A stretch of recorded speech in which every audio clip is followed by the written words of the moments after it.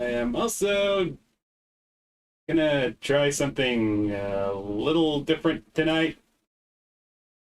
Thinking of doing a reaction video while I draw. Kind of like those other art channels before they inevitably go insane.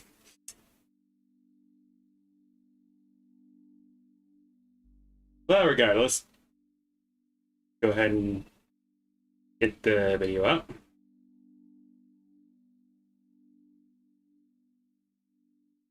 Yeah, we are reacting to the Rise and Fall of Vshojo by Mujin. Thanks. Uh, Story's still fresh, and I still can't believe it. Someone actually pulled a Jirard again. So yes, let's get started while I go ahead and get started drawing. Now we On can start. July 21st, 2025, Iron Man, one of the Oh, biggest yeah, YouTubers on the planet, would suddenly, and without prior warning, post this video titled Why I Left Vshojo, one of the most iconic and recognizable agencies in the industry that she's been with since 2020. So, Man, these graduation videos are getting more and more extreme. Sorry, I had to make a joke. Anyways, almost 5 years now. It would be in this video that she reveals to the world for the first time ever that Vshojo had stolen over $500,000 from her that were meant to go to a charity. Something that even a comic book supervillain wouldn't think of doing. But it only got worse from here. I don't know. I've seen plenty of comic book supervillains do it. Also, former Game Grumps members. Okay, yeah, that's the. Sorry, I refrained from the Jirard jokes. Soon enough, you'd have previous and current talents of Vshojo, as well as some other very prominent VTubers in the industry, reveal to us how Vshojo was behind the scenes, how they were mistreated, and how this once iconic company was nothing more than a facade, hiding behind it an extremely toxic and disastrous management that was Wow, a corporation being absolutely corrupt? You don't fucking say. Yeah, I'll be honest.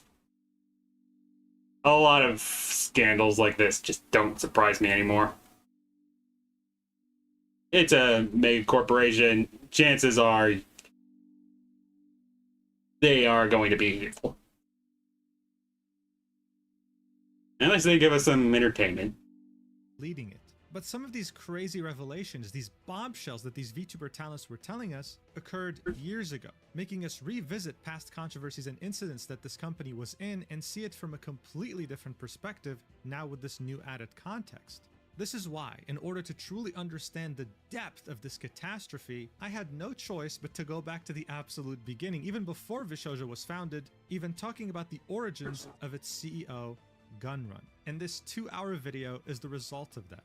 We're going to be going through all the major lows and highs of Vshojo all the way to its very violent and sudden death. I say this. Unfortunately, it wouldn't be until the next expose that Mujin does the joke where he starts at the very beginning of the universe. Yeah, at least he got it out of the way. With no exaggeration. This is the biggest VTuber-related controversy in history, and it's not even close. So, without further ado, let's talk about it.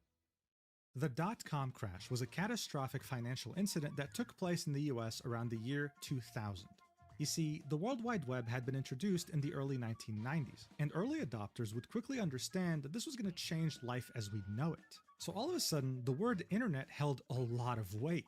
I mean, this was going to change the world. So obviously, if a company was going to operate on that internet, then it was going to be a part of this new world order that stands to be very profitable. You know, you'd think the Web 3.0 tech bros would actually learn about the dot-com bubble, among numerous other things. This is when investors would decide to throw stacks of cash at any company claiming to operate on the internet. There was truly no need to dive into any specifics about how they were operating, their costs, and how they planned to make money. Just the fact that they were on the internet meant that they were going to be successful because this was going to change the world. Soon enough, the word internet would lose all meaning, becoming a buzzword like AI is in 2025. If a company claims to have AI in their product, then their stock skyrockets in a day. It's ridiculous. And so, after years of euphoria and investing in anything internet-related, investors would realize at the end of 2000 that many of these businesses weren't even generating any revenue. They literally had no way to make money. So everyone started panic selling at the same time, causing the bubble to literally burst. The majority of these companies went extinct and very few survived. This would actually be quite similar to what happened with Yeah, if that story sounds familiar, then that's only because it is. And it will continue to be.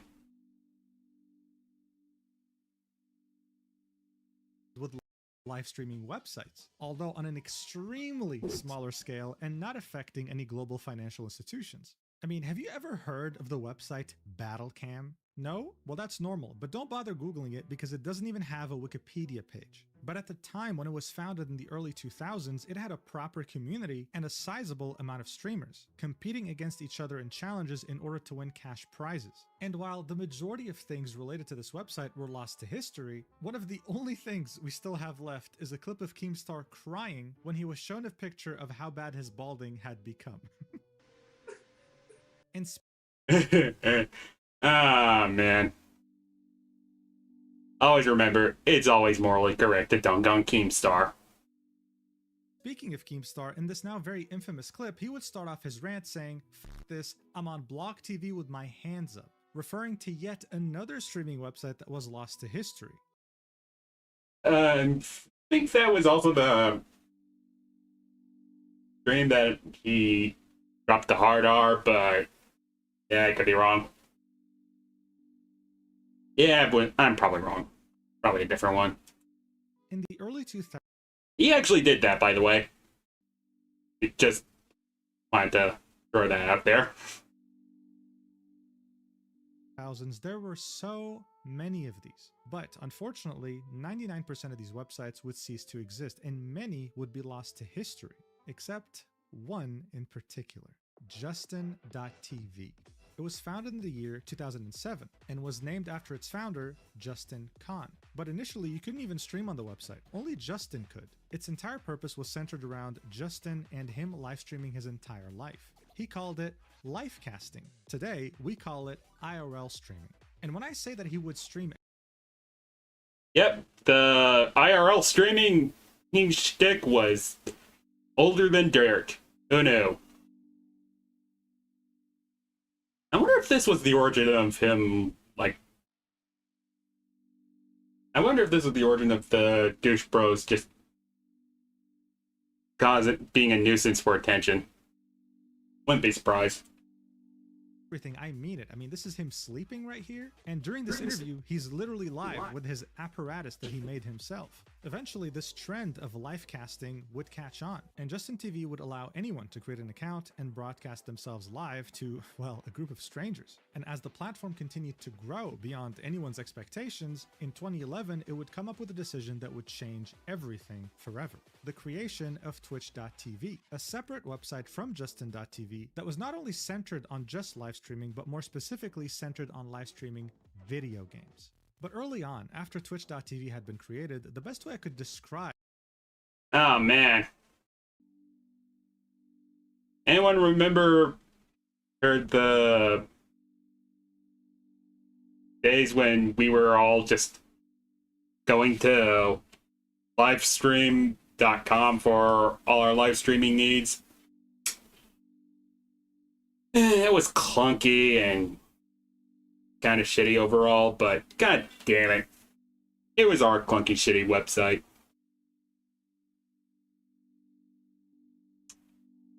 Anyway, enough reminiscing. How the website functioned was more like a Discord server, in the sense that everyone kind of knew each other. Everyone knew who the most prominent streamers were, but more importantly, Twitch staff was very approachable. They'd always be in someone's chat. making the streamers feel like they were really part of a community. And at the time, what really differentiated Twitch from other websites was their global emotes. You could use these in any streamer's chat and you wouldn't have to pay a single thing. Ah, man. Those were days. I don't think that would have been possible nowadays. Well, unless you're botting, but no one likes botters.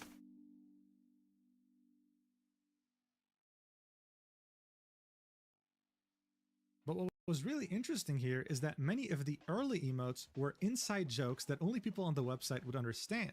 One form of these inside jokes was creating emotes out of Twitch staff in funny pictures, like this one right here by the name of Anele. This was one of the earliest employees at Twitch. And another emote that you'd find that was based on a staff member as well was the gun run emote. What made this emote special is that whenever you saw a streamer encounter some sort of technical difficulty, the chat would start spamming it as a way to summon Gun Run himself. Yeah, keep this in mind because it's gonna age pretty poorly. The staff member that the emote was based on. He was seen as a genius who understood live streaming like no one else. In fact, when Business Insider went to Twitch to visit their office and create an article on the people who work there, the first image you're greeted with when you click on the article is Gun Run himself, sitting on his desk, smiling. This is how Business Insider would describe him, saying, Justin the Gun Run Ignacio went from esports fanboy to streaming guru by the time he was 21. Twitch hired him out of college to help run thousands of simultaneous video streams and orchestrate the tech for its signature tournaments. Oh wow, he was even called a guru. Damn, they are just showing all the red flags.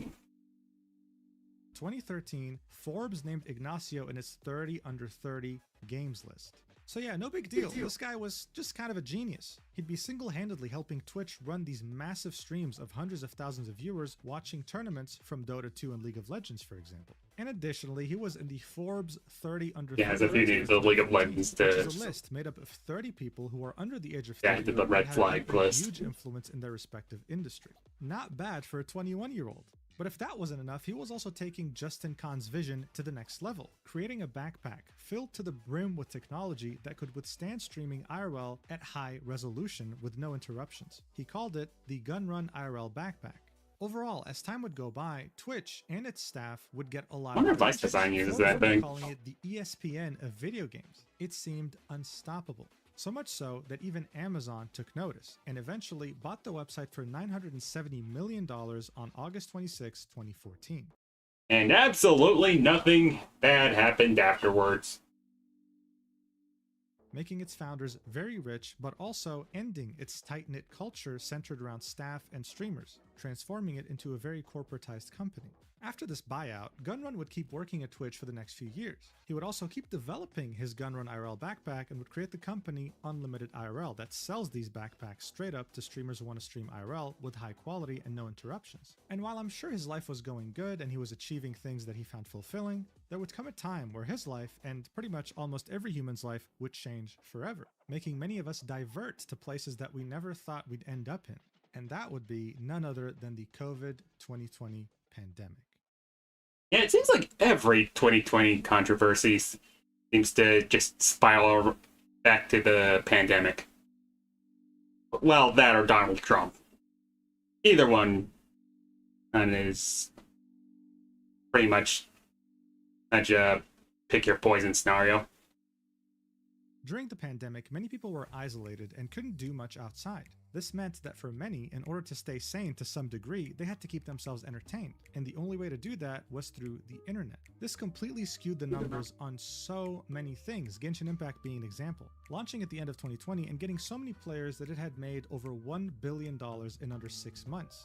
But video games wouldn't be the only thing that would go up in numbers substantially. Entertainment of all kinds would skyrocket, including streaming.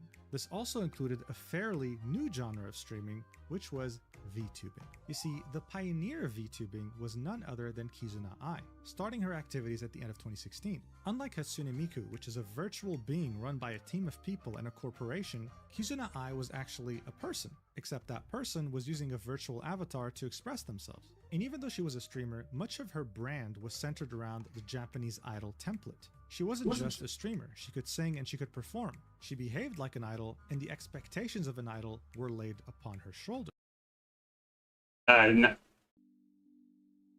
Yes, the idol industry. Totally not as toxic as the music industry in the States. No, sirree. Still has PTSD flashbacks of the boy band craze. But for years to come after 2016, VTubing would really remain a very Japanese-centric form of entertainment. This would change in 2020 when many content creators and, well, many people in general would start using VR chat in order to combat isolation. Seeing so many people express themselves through avatars would make the idea of a VTuber way less weird than it used to be. This would contribute to how VTubing would start to all of a sudden blow up beyond proportion. But of course, the ones that would benefit the most and the quickest would be the two biggest VTuber corporations on the planet, both based in Japan and already possessing a big established talent roster. They would go by the names of Hololive and Nijisanji. They were absolutely dominating streaming in ways that people could have never imagined. And to give you an idea of just how much VTubing had blown up, when Nijisanji first went public on the Japanese stock market, it was valued at $1.1 billion. Yes, a VTuber agency valued at $1.1 billion. These are not rookie numbers by any means. VTubing was very hard to ignore at that point. So much so that even popular streamers that would have never delved into this before saw the potential and tried to do some VTubing themselves, trying to snatch a piece of that pie. Yeah, anyone remember when every streamer just wanted to be a VTuber all of a sudden? Of course, they wanted to be a VTuber because they enjoyed the... They wanted more popularity. I became a VTuber because I enjoy anonymity. We were never the same.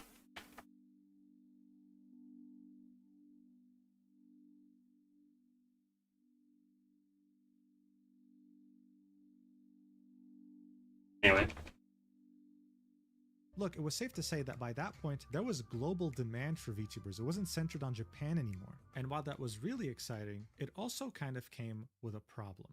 Ever since Kizuna Ai, VTubers were seen like idols. So these Japanese idol expectations came with being a VTuber when you worked for these two corporations. This meant that they owned everything, even your model. If you were to graduate, which is a Japanese idol way to say retire, then you wouldn't get to keep your model. You would lose your entire identity because it belongs to the corporation. Additionally, it was cool to see these corporations expand to English-speaking talent, but even though this industry was blowing up, there was no real agency in the West. Gunrun would see this as clear as day, which is why on November 24th, 2020, he would announce the creation of the talent agency Vshojo, a San Francisco-based VTuber talent agency with its main goal being centered around talent freedom, allowing any talent that chooses to leave the company in the future to retain their full IP and model, as well as their brand in general. He would co-found this company with Mountain Dew, who was a content creator and would hold the post of Chief Marketing Officer at Vshojo, and Daniel Sanders, which would be their third and final co-founder. He would hold the position of Chief Operating Officer and would sometimes act as the Chief Financial Officer.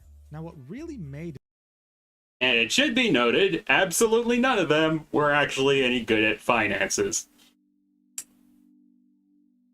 Whoops. Vshojo special was the fact that their founding members were already very well established in the VTubing community as independent VTubers. This was completely different from corporations like Nijisanji and Hololive, with every talent starting from scratch with a new identity when they were hired there. Here you had 7 very prominent VTubers carrying over their identity into Vshojo and having their already substantial communities follow them. The founding members were Nyaners, Zentreya, Iron Mouse, Silverveil, Project Melody, Apricot Fruit, and Himehajime. A few months later, they would also add Vebe to their roster, another independent VTuber with a substantial community. This wasn't just another VTuber agency. This was one that had the potential to not only revolutionize the VTubing industry as we knew it, but to also compete head-to-head with the big two, which were Hololive and Nijisanji, without being a Japanese corporation. And I mean, why wouldn't they? They had the genius Forbes 30 Under 30 CEO, and they had top-tier talent, some of the best in the industry. It normally should have been smooth sailing from here. But yeah, Note that he said potential there. Everyone knows that potential is not the same as actual.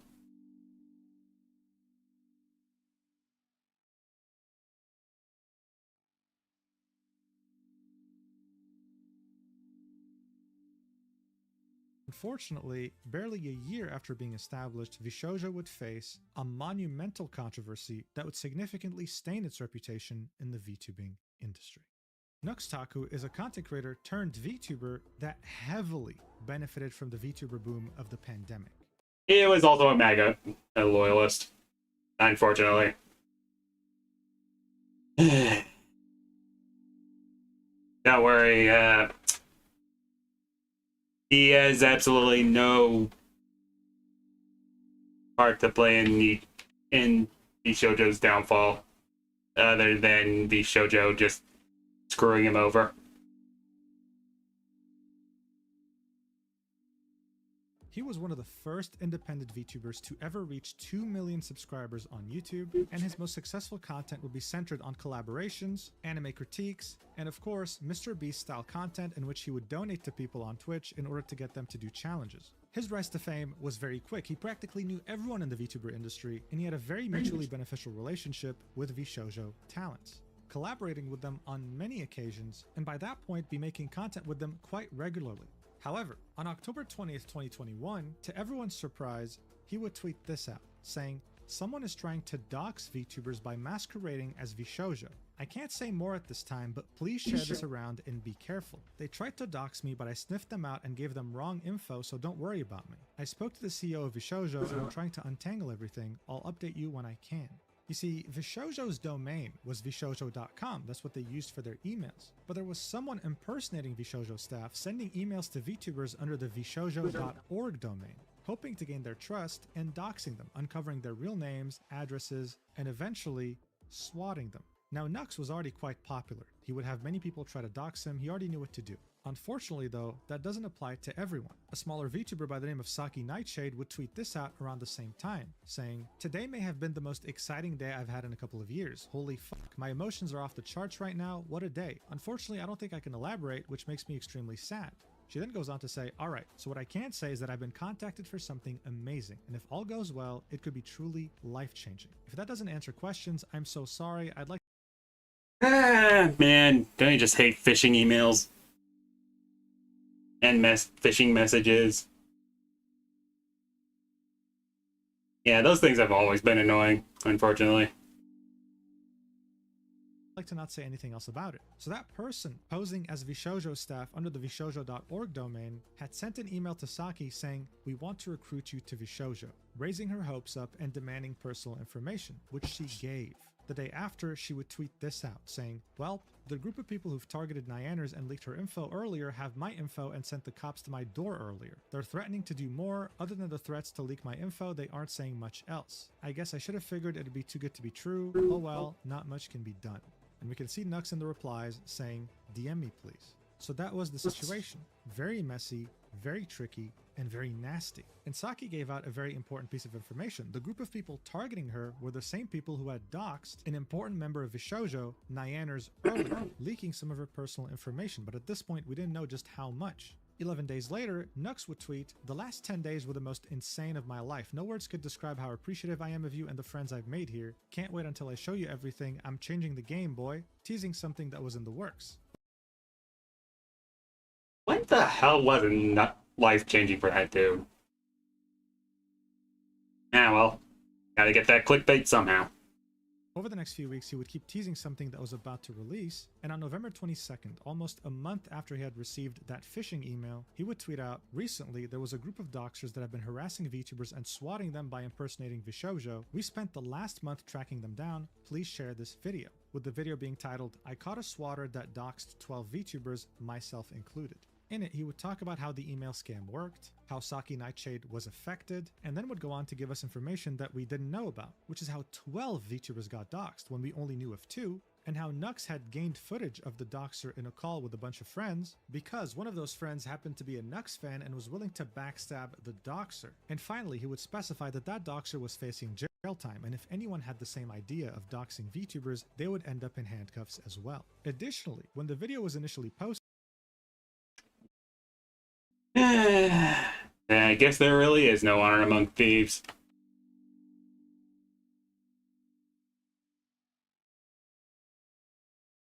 Vshojo themselves, their official page, had replied saying, "Thank you Nux for working with us, we've added our own response to the events," specifying that during this, no information was breached from Vshojo, and that the fake domain was taken down. It was never going to be used for harmful things ever again. Overall, it seemed like Nux had taken the time to make a detailed video of the events, and that Vshojo as an agency not only approved of it, but was able to get through this thanks to this cooperation. So imagine the shock when all of a sudden, almost every single VTuber talent at Vshojo would speak out against the video and tell the world how disappointed they are in Nux for releasing it. This same sentiment would of course be echoed by their communities, and it had reached a point where Nux was forced to make a response, tweeting RE cybersecurity/doxing incident, read, linking a twit longer. And before we even get to the twit longer, on this post you can see Vshojo members stating publicly how disappointed they were with Nux and his actions. Iron Mouse would say that she was so disappointed and hurt that he was doing this when he full well knew what was truly going on. "We asked you to take it down, we told you we feared for our safety and you didn't care." Fruit would say, "Asking for you to take it down because I felt my safety was in trouble and for you to go to the company and ask for numerous terms and conditions in return, that's not friendship." Silverveil, Vey, Zentrea, Hime, and Melody would all echo the same statement, publicly announcing that not only were they disappointed with Nux, but that he was a liar, a clout chaser, and someone that didn't care about any of his friends at Vshojo. With Yeah, I can't believe I'm actually saying this, but in this scenario at least, Nux did nothing wrong. Apart from being Nux Taku. Hime saying that the girls had begged for days for this video to be removed out of fear for their Except he can't really help being Nux Taku.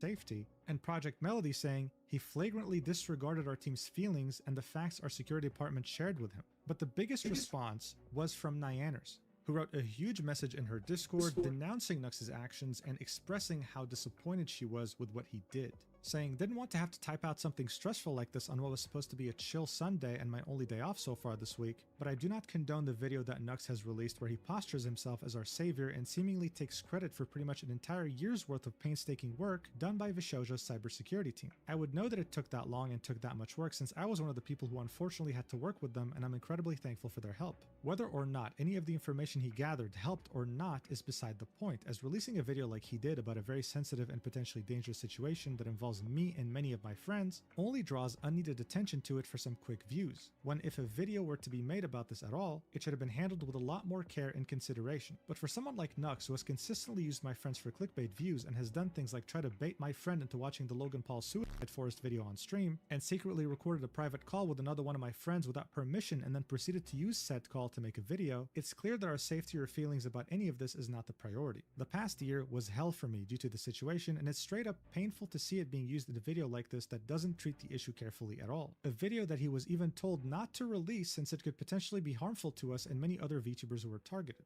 Responding publicly draws even more attention to it, so I have to choose between sitting quietly and seeing him receive pats on the back for coming to our rescue when his video could encourage even more harassment, or calling him out and hoping he retracts what he said and takes the video down before it gains more traction. If he wanted to actually protect people, he could have made a general PSA video about how to keep your information safe online, or warn people about things like the fake Vshojo email situation in a way that didn't reveal a ton of unneeded sensitive information and paint himself as a hero. Now, here's a quick question. Why couldn't they just ask Nux to take the video down politely? I mean, it could probably he have done it. Could have avoided a lot of the negative PR from this incident. Well, it's Vshojo. They were never known for making good decisions. He doesn't care about helping us. If he did, he would have listened to several of our concerns when it came to how he treats people and uses them for content. This video ultimately makes things worse for us. Anything for views though, I guess. My heart goes out to anyone else who was affected by any harassment, and please be careful with giving out your information online. So obviously this was one hell of a statement. This wasn't just about Nux releasing a video that the talents at Vshojo didn't want released. It seems like they've had a problem with him for a long time with how he uses them for content. None of this had ever been talked about publicly, and it came as a shock. I mean, these people collabed all the time. It seemed like they were friends. Nux, on the other hand, would keep his statements shorter than Nyanner's, but would still manage to... Yeah, I'm starting to think there was a good reason he lost his mind. This has been a stressful week for many, and I'm confident and proud of the community and the efforts that went towards resolving things efficiently. My latest video concerned someone that was maliciously impersonating Vshojo, and managed to trick individuals into giving personal information and doxing themselves and getting swatted. With the efforts of everyone involved, I believe this situation can be put behind us with the culprit behind these attacks having been brought to light. I do still fully stand by the need for raising awareness of phishing scams. I'm incredibly glad Vshojo released a very well constructed cybersecurity statement addressing the situation, and you should all read it. In regards to my video, I worked with Vshojo on this for a while, as they mentioned in their statement in response to my video. I did show them my video before posting it, and I was not requested to refrain from uploading. The rumors that I had posted it regardless of being asked not to are untrue. In fact, leading up to the events of posting it, I was a part of a 4-hour conversation with their chief cybersecurity officer, overseen by an executive of Vshojo and one of the members of the group. I sincerely apologize if my actions have caused any undue stress on anyone. It was not my intention. I was only hoping to contribute to keeping the community safe. With every statement someone would make during this incident, things would somehow make less sense. But regardless, for now, Nux did mention that Vshojo released a very well constructed cybersecurity statement addressing the situation. It was actually released just a few hours before this twitlonger, and it would be after they stealthily deleted their reply to his initial video tweet. But Oh yeah, that's not suspicious at all. that's not all. This new cybersecurity statement had a completely different tone from that first reply. They would say things like, Vshojo does not endorse any statements or views by parties that have no official affiliation to Vshojo. Adding, the methods used to attack the other VTubers were confirmed to be unrelated to phishing and impersonating Vshojo. As mentioned before, the fake domain was created on October 14th, 2021 and survived for less than a week, and the other VTubers incidents happened outside of this time window. As mentioned before, thanks to partners, Vshojo confirms there are only 2 victims of this campaign, referring to both Nux and Saki Nightshade. Things were getting very weird. It's like they were completely discrediting the person they were congratulating when the video came out. But things only got weirder from here. After Vshojo had released their official cybersecurity statement, Nyanner's would have this to say in her Discord. Vshojo was forced into making a statement on the matter after asking him repeatedly not to release this video. They had to issue corrections to the video since he would not, and there were several inaccuracies within the video, and had to word the statement carefully to not anger his large following and make us a target for even more harassment. I feel especially backed into a corner as I'm afraid to say anything even more publicly than I already am because I know it would invite more hate. I'm exhausted of pissing people off and having them hurl threats and shit at me and my family members constantly, so saying anything about this is scary for me. It sucks and I don't know what to do. Nux chose to release the video knowing that Vshojo did not want him to and told him it was a horribly bad idea. Myself and my family members experienced heavy harassment pretty much all year, and the entire situation had to be kept a secret, and I had to continue on as normal, acting happy even when I was terrified so that I would not draw more attention to them and encourage them. Now he releases a video making everything public like this in a way that is careless and dangerous to many people. It's mind-boggling to me. It's like making a video about how to make a bomb and showing it to a bunch of 12-year-olds. I don't want anyone to go and harass him or threaten him in any way. Please do not do anything like that. I just wanted to be able to finally say something because Cat's out of the bag anyway, and I'm also tired of sitting and watching him do fucked up things to my friends. So far you probably are confused as hell, and that's normal because everyone was at the time. How is it that the official Vshojo account had given its stamp of approval to Nux and thanked him for working with them when the talents were so clearly against the idea of a video? Something simply wasn't adding up at all. Something was missing, a big piece of the puzzle, and no one really knew what the hell it was. At this point though, Nux as a target was fair game. According to every Vshojo talent, he had done something horrendous. So of course, just like with any cancellation, other people started piling up on him, talking about their bad experiences with him. And very few people actually took a step back and said, hey guys, listen, maybe we're going a bit too far here. Maybe we don't have all the facts. The situation was getting so critical that Nux had to release a formal apology. But in this apology video, he would show Discord logs between him and the cybersecurity expert that Vshojo had hired, Phoenix. He would reveal that these logs were in a group chat with one of the Vshojo girls and Gunrun, the CEO. In these logs, you could see that Nux was working on a video and Phoenix was fully aware of it. But instead of telling him, please don't post this, you're putting our talents in danger, exposure, he would be sent a draft of the video and he'd say this: "Not trying to downplay or anything, I really appreciate that you were providing info at 7:03. Do you think you'd be willing to blur out the word blank from the screenshot for the purposes of denying them notoriety?" To which Nux said, "Okay, I can do that." Phoenix would then say, "I appreciate that you are doing the public service announcement and that isn't the problem at all. My comment is narrowly specifically about praising that one fan that reached out. I am 99% certain that is a fellow member of the harassment gang and not a fan." So Phoenix's problem wasn't the video at all. He was completely down with the idea. He just thought that that fan who had leaked the doxer to Nux was actually part of the harassment gang and Nux was being socially engineered. At some point, Nux would say, "Honestly, I think this video will be helpful to you as well. If you need help with anything, feel free to reach out." To which Phoenix would say, "Thanks a lot. Would you be willing to include a link to a written response by us as well? It's not going to be anything against the video. It's going to be more about making sure people don't think that contract language is real and answer some likely FAQs that will result from all this." To which Nux said, "Of course." And of course, as you can see, this was their reply that they had deleted shortly afterwards.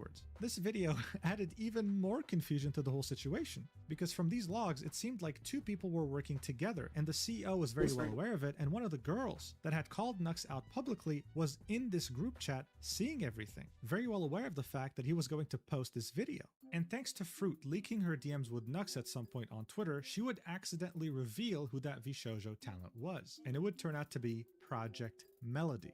In these DMs, we can see Fruit and Nux arguing, and at some point Nux says, "I'm not sure what you mean. I had a group chat with Melody, Gunrun, and their head cybersecurity guy, and I showed them the video beforehand. They had a few notes, which I changed before uploading, and they asked me to link a statement they would write in the description." But that's so weird. As you saw earlier, Melody had posted a tweet calling him out, saying, "I'm hurt Nux posted his doxing vid. He flagrantly disregarded our team's feelings and the facts our security department shared with him. I trusted and defended him only to feel Yeah, this is why you hire PR manager people. Streamers, he would have corrected it. But she, as well as Gun, Like an actual PR manager. For 4 hours. This wasn't just confusion anymore. Someone was lying here. After these DMs would leak thanks to Fruit, Project Melody would delete her tweet because of the hate she would start getting. And shortly afterwards, apologies would start raining in. Fruit would say, "Nux apologized to me privately yesterday as I apologized to him for subtweeting," and others would follow suit. Except one person in particular who was practically seen as the biggest backstabber in all this, Project Melody. She didn't make any public statements or apologies regarding this incident, and as far as we know, did not do so privately either. Nux has never mentioned this. It was especially weird since Nux had collabed with her the most out of anyone in Vshojo, and they've had a multi-year friendship. But by that point, the drama had been going on for quite a while now. The talents clearly just wanted to move on and get back to creating content, and it seemed like the community was heading in that direction too. But as things were finally starting to heal, Gunrun would make it a point to post this article on medium.com saying, "Addressing miscommunications, I hope this clears the air on the confusion. Let's move forward together and not spread hate." This would be an article attempting to show that Vshojo already knew about the security accusations, did not condone Nux in any way, and was always behind their talents, while of course acknowledging some wrongdoings in the process. But they would refute the allegation that Vshojo gave Nux approval to release his video, saying that the reality is that Vshojo never at any point said that he had permission, nor were we asked. Vshojo was given except for the edits and blatant politeness and time they gave him permission as approval/endorsement. Suggestions for edits were ignored beyond blurring of some names, and Phoenix makes efforts to educate Nux on why this is a bad move, which are ignored. But this wasn't just it. Gunrun also added more fuel to the fire by saying, "Staff's context. There is a negative history of interaction between Vshojo and Nux that led us to proceed with extreme caution." Something that had yet again come out of nowhere because, as I said earlier, people were under the impression that they were all friends. Gunrun would then post the full conversations that Nux had shown in his video, and in the first one it would be Phoenix imploring Nux not to fall for the bait of that one fan who reached out to him because it's not random. Their MO is to do this good cop, bad cop thing. But Nux wasn't having any of it. He was convinced it was a fan, he wasn't being socially engineered at any point. This showed us that Nux was stubborn, and even though he understood some aspects of doxing, was very naive, sure. But never at any point in time did Phoenix express that he didn't want Nux to release the video, only sending him timestamps to change things. Gunrun would conclude this by saying, "We hope clearing the air here with our context helps put this drama behind all of us. I'm understanding of Nux's stance and hope our detailing from our side helps put everything into context. We do not wish to see this matter escalate further, do not send hate or harassment to anyone. We're looking forward to continuing work as usual and hope all fandoms can see the many perspectives of this complicated interaction between Vshojo and Nux. Thanks everyone for reading. Gunrun." Of course, as is the trend with this controversy, people were left even more confused after reading this. When you say something like, "Thank you, Nux, for working with us," how is that not a way of you saying that you approve of the video? It just didn't make any sense. Yeah, as I said, Nux did nothing wrong in this situation. He just does wrong shit in other situations. Finally, Nux would post a video titled "Moving Forward" on his second channel and would detail how throughout the entire week of him releasing the video, he was barely sleeping, having anxiety attacks, and overall really showing us that no one here, including the Vshojo talents, had a good time. But even though I'm sure many people were hoping that things would die down there were still way too many questions surrounding this whole incident. A lot of things simply didn't make any sense, causing many YouTubers like Turkey Tom to make videos about this whole mystery surrounding this incident and garnering over 1.2 million views. People weren't satisfied with how this concluded, and you can see that the top reply on Gunrun's post to Medium was Omni saying, "At least apologize to the dude?" He got dragged for the past 2 days, and the deleted thank you tweet made it even worse. Nux took accountability, only fair to do the same, methinks. People had many theories as to what had happened, how this miscommunication could have occurred. One of the most common ones that was even mentioned in Turkey Tom's video about the situation was that Nux Taku was in the process of founding his own VTuber agency at the time. Vshojo's management saw this as a threat, so they took the opportunity to character assassinate him in public, making him seem very problematic and making other VTubers not want to associate with him. Now look, I'll admit, when I first heard this theory, I thought, come on, this is way too far-fetched. But you have to remember that the VTubing scene back then was so much smaller than it is today. And Nux was at the absolute top. The guy had 2 million subscribers as a VTuber. He knew everyone in the scene. No one didn't know who he was. He could have so easily made an agency that directly competed with Vshojo. But He'd probably find a way to screw it up. But we'll never know.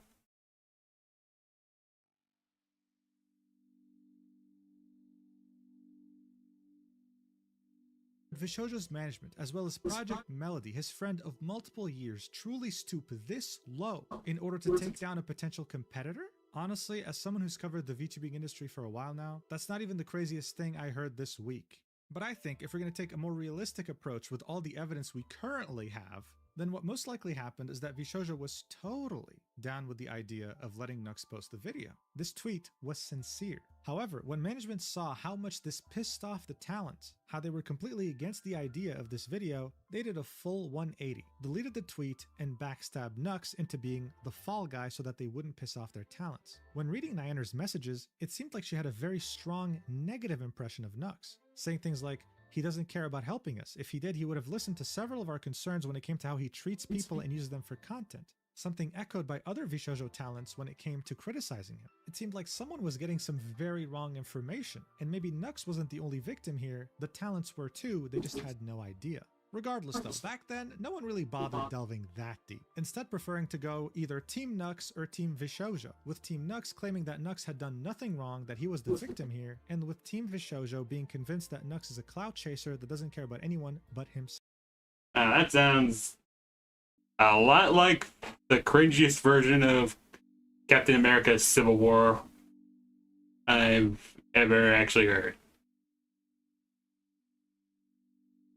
Unless it's actually the comic book adaptation of Civil War. Or the original version, I don't know where this joke was going. The whole thing would truly stain Vshojo's reputation and show them as unprofessional. How could they ever compete with the likes of Hololive when they never had such weird petty drama? How could they compete with Nijisanji when none of the talents would ever dare to make a public statement criticizing another VTuber like that? Maybe talent freedom was a mistake. With just one controversy, Vshojo had gone from hopeful contender to yet another talent agency that could never compete with the professionalism of Japan. But hey, while this would definitely be damaging to their reputation and be brought up multiple times by haters in the future, the internet has very short-term memory. Give it 1 or 2 weeks, and even the most major dramas get forgotten. And so after 2021 had ended, Vshojo had somewhat unless you able to put look up itself back on the map really badly. in a strong way. During 2022, Iron Mouse, a VTuber under Vshojo, would grow so quickly that even the mainstream outside of the VTubing community was made aware of her existence. On February 5th, 2022, she would hold her first ever subathon, streaming for 30 days straight and garnering over 171,000 Twitch subscribers. That equates to over $850,000 before Twitch takes their cut.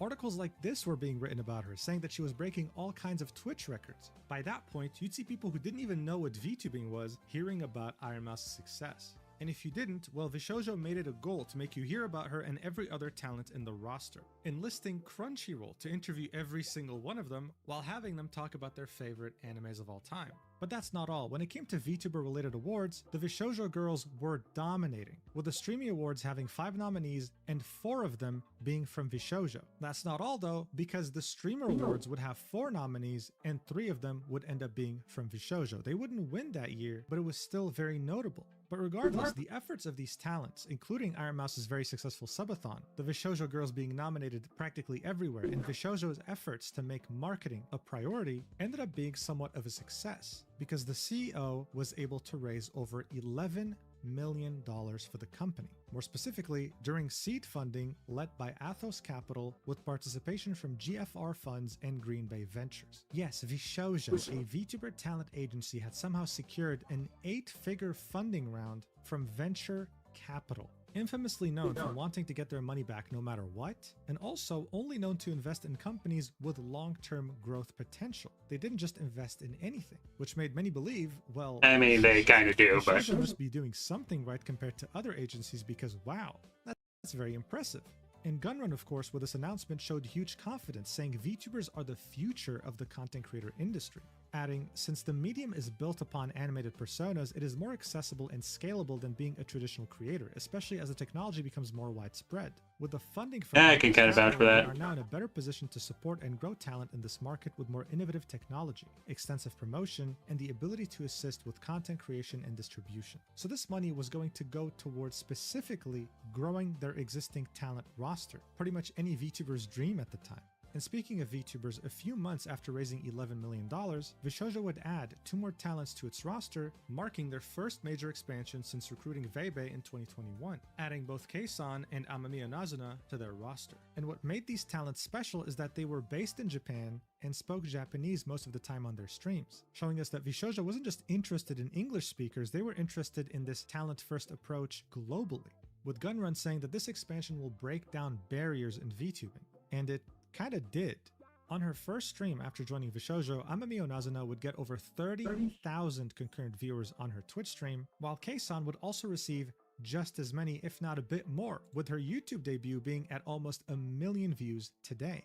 At the same time, Vshojo wasn't lying, they were truly putting those $11 million to use, putting their existing talent at the center of some very cool projects, be it animated music videos or just straight up general marketing. By the end of 2022, Vshojo was yet again seen as an agency that could someday compete directly with Hololive and Nijisanji if they weren't already. Yeah, sure, they've been through a very big controversy with Nux that put everything into question, but whatever, that's behind us. They got 2 more talents, raised over $11 million, and were doing some amazing things that made everyone else envious. Things could only get better from here, right? Well, you know how it goes. Good times don't last forever. And very shortly after 2023 had begun, Vshojo would find itself in such an unpleasant situation that to many, it seemed like this was going to be their biggest existential threat yet. Harry Potter is a series of books that needs no introduction. It's critically oh boy, this part. The same can be said about the movies that were based on those same books. This of course resulted in having a very large and extremely passionate fan base all across the globe.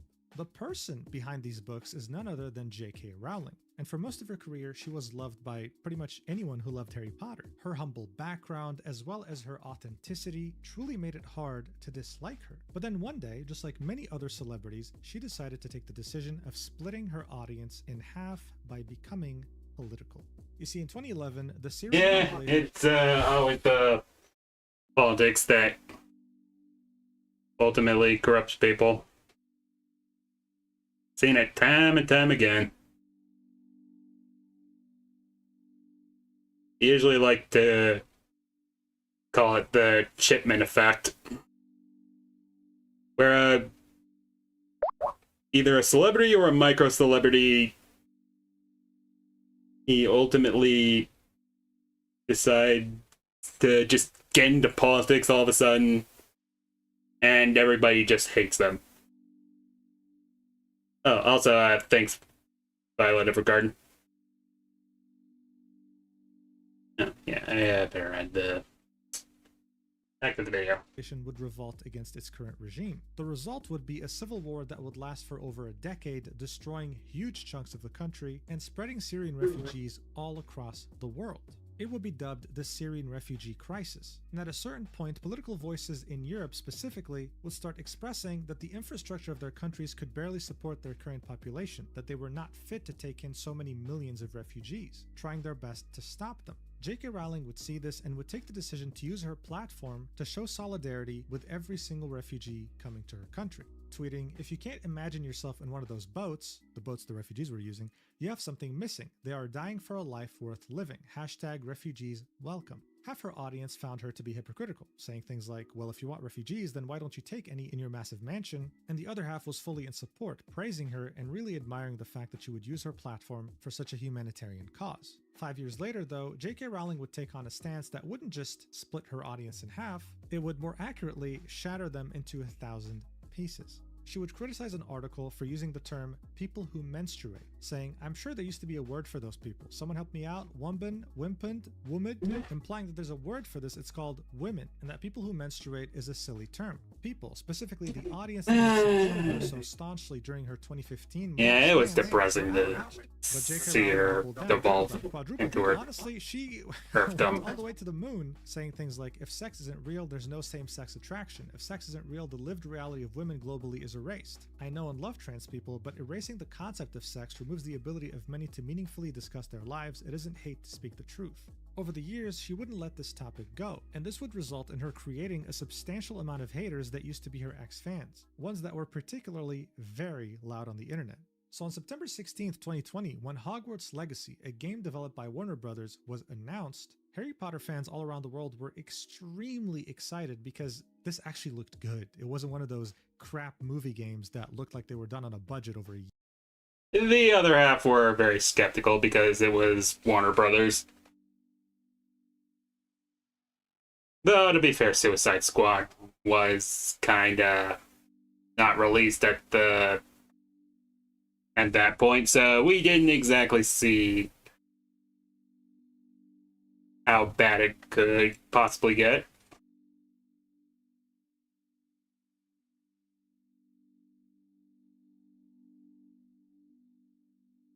And the hate dump still hasn't gone away, by the way.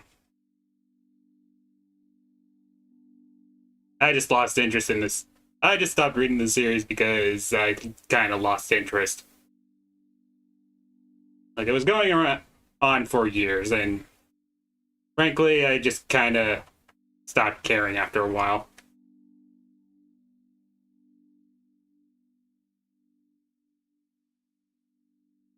Because also at the time, my ADHD started flaring up horribly, so I guess that could also contributed to me not reading them anymore.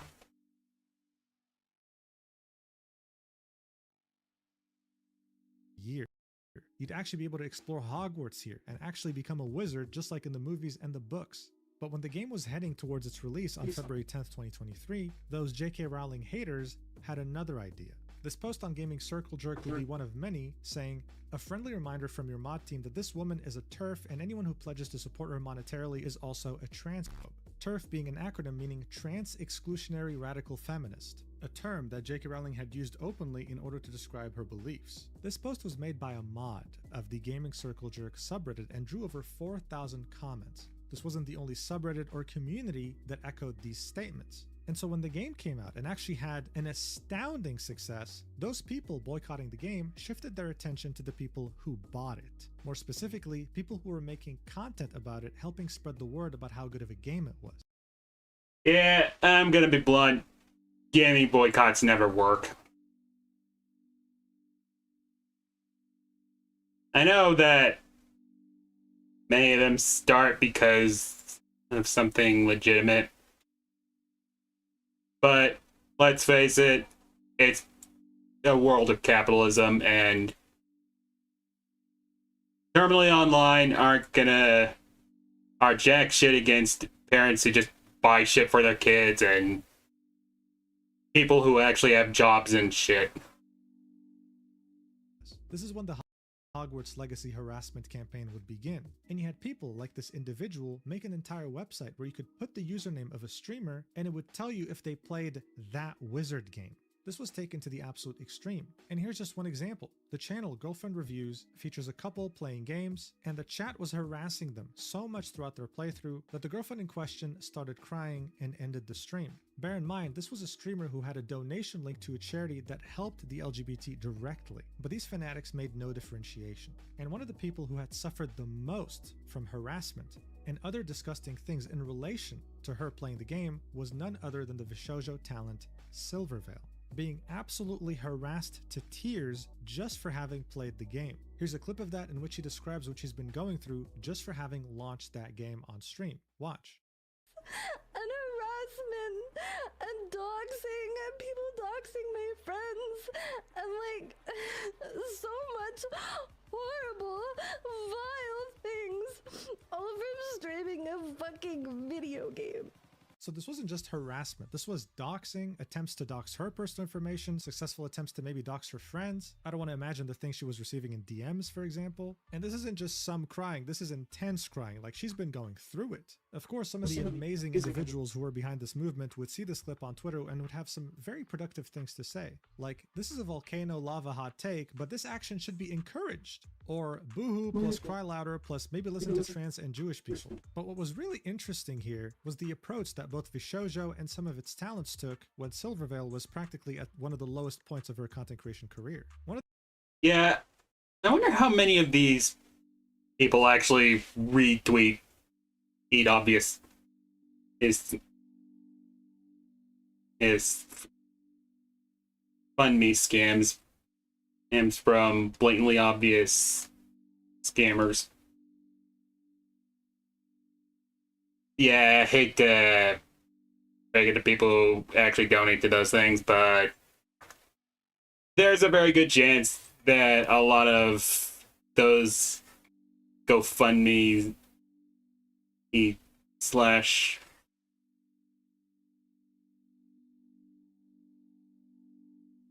charity things are actually just scams, and people who on Twitter just retweet it because they want to feel good.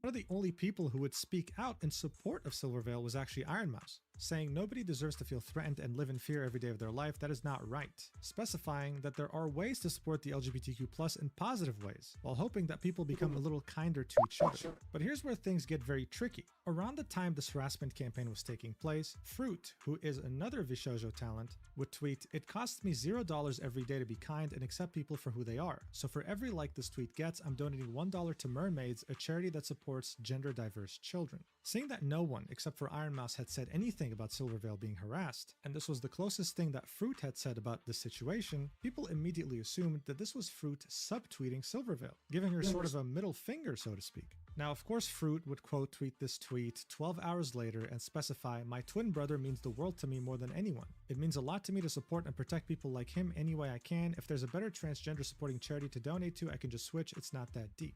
So yeah, Fruit probably saw everything going on surrounding Hogwarts Legacy and decided, you know what, instead of hate, let's just donate. Let's just use money to donate to this cause. But of course, by that time, it was too late. People had already made up their mind about this tweet, and it made many assume, oh, wait a second, is there trouble at home at Vshojo? Are the talents not all friends? What else are they hiding from us? And what didn't help at all is that during this time period, Vshojo had said nothing. They were in complete and utter radio silence. They had not come out in support of Silvervale. They had not commented on Fruit's tweet. And it made people start questioning, why is Silvervale even in an agency? Because right now it's as if she's an indie VTuber being harassed all alone and not having the support of anyone, including her own agency. Because in the end, she was a Vshojo talent. And her being harassed like this was ruining her reputation in some way, which also in turn ruined Vshojo's reputation and the talents within it. Hey, salty pretzels.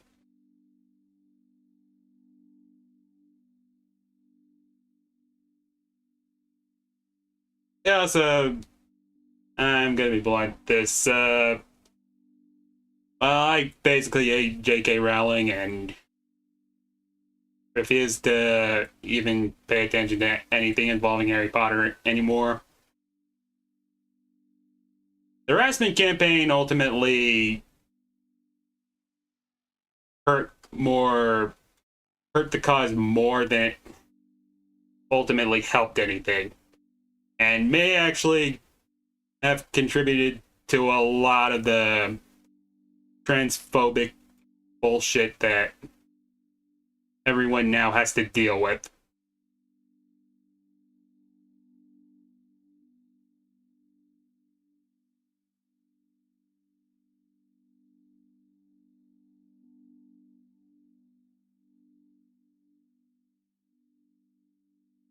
In fact, regarding Silvervale, the only thing we'd hear would only be a couple months later in a shock announcement that no one was expecting.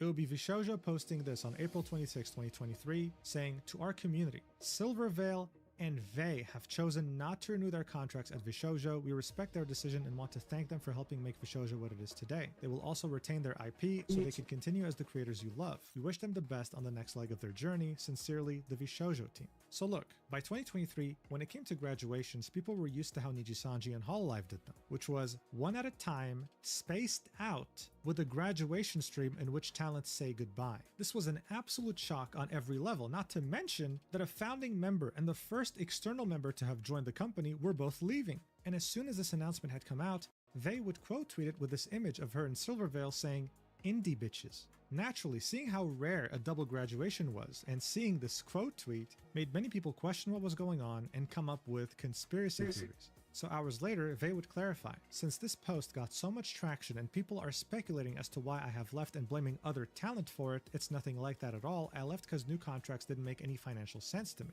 So you see, again, there was this rumor that the talent at Vshojo was not in agreement, that the girls were fighting, especially with the conspiracy theories running rampant over Fruit's tweet in regards to Silvervale. Vey would continue, "I can't speak for Silver because we didn't leave together, we were just announced on the same day. Can't say much else because of legal shit and stuff, but please be kind to everyone involved, don't make weird rumors up to control your own narrative. TLDR, left because new contract, no good. And for all indies, always hire a lawyer to read through any contract, however minor it may seem. I know it's a scary process to think about, but you'll be so fucking thankful down the line. Hire lawyers that know what the industry standards are. Okay, have a nice day, you fuckers." So this was her attempt to completely kill any speculation or conspiracy theories surrounding her graduation. She just wanted to move on as soon as possible. Silvervale would echo the same exact statement on her stream, saying this, watch. Anyone missed the announcement? Vey and I are both leaving. We were announced the same day, but it has nothing to do with each other. It was independent. We are just being announced on the exact same day. So this whole thing was kind of messy. Why announce two talents at the same time and have to make them both make separate statements saying, "Guys, it just so happens that we both wanted to leave the company and they announced us on the same day." It was definitely a shock, but hey, at least Vshojo kept their word. They would be keeping their IP. This wasn't a graduation in the traditional sense because nothing would be changing. They would continue streaming just like they did before joining Vshojo. And so as soon as people were starting to finally process this news and maybe even start to move on, just a few days later, Vshojo would come up with another bombshell saying, "To our community, we'd like to inform you that Nyanners has decided not to renew her contract with Vshojo. We fully support her decision and are grateful for her contributions to the growth of Vshojo. Nyanners will retain her IP, ensuring she can carry on as the beloved creator you know. We wish her the best in her future endeavors. Sincerely, the Vshojo team." This was another complete shock. Okay, listen, one founding member, the first member to join, and another founding member in the span of 1 week? Nyanners would release her own statement saying, "After much consideration, I've decided not to renew my contract with Vshojo and return to being an indie. This decision is my own and not a reflection of my relationship with any of the other members, and it is something I have been seriously deliberating for a while. I'm deeply appreciative of all the opportunities that being a member of Vshojo has presented over the past 2 years and wish everyone, staff and fellow talent alike, all the best. While this change likely comes as a surprise, it won't change who I am, any of my content, or who I choose to collaborate with moving forward. My streams will continue as usual. I'm looking forward to seeing what the future will bring in this new chapter. Thank you all for your support and understanding. Nyanners." So again, dispelling the rumor that no, this is not because other talent in the agency is pissing me off or is being toxic. This is my own decision and I'm leaving with no drama. I just want to put this behind me. But how can we just put this behind us and move on so easily when so many members had left in just the span of a few days? Vshojo had 10 members by this point, and they had essentially lost 30% of their talent roster just like that. If the talents were truly happy, then that wouldn't have happened. So what the hell was going on? More importantly though, was anyone else going to leave as well? And that's when people understood there was a risk that Iron Mouse could leave. And if she did, this talent agency would have, without exaggeration, imploded in just a few months afterwards. So people were obviously concerned. They loved Foreshadowing is a literary device. They want to see it implode. So many were asking Iron Mouse, hey, like, are you gonna stay? Are you gonna leave? To which she responded. This is a clip that was in False ID's video from over 2 years ago, in which she says that she's currently negotiating. Watch. Have to make this very large. Good news or bad news?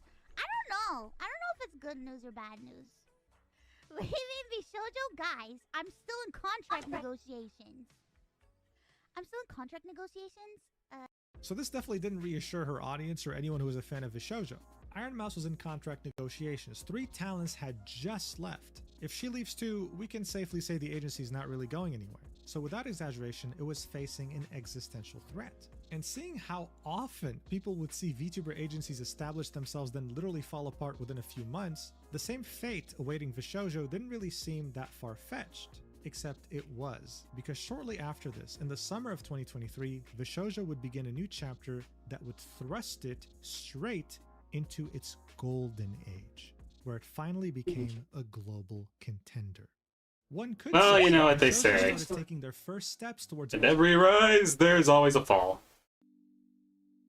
the golden age barely 10 days after Nyanners had officially left the company. Yes, even though the entire agency's future was being put into question, they managed to surprise everyone on May 11th, 2023, when they would announce that they'd be adding the first English-speaking VTuber to their roster since Vebe in 2021. And that VTuber would be Heyo the Genius. Someone who already was very beloved and had one hell of a fan base in another corporation and had left it recently, not being able to keep her IP and restarting in Vshojo. And one of the many things that made her special is that she was both fluent in English and Japanese, which helped her further bridge the gap between Vshojo and their Japanese subsidiary. But the agency wasn't done here. Just barely a few months later, they would also recruit yet another new member by the name of Giga, another independent VTuber that was already established and had a fan base that was going to follow her into Vshojo. What made these two talents special is that they weren't problematic at all. If anything, they were wholesome and well liked by the community. This was Vshojo heading in the right direction, but it was them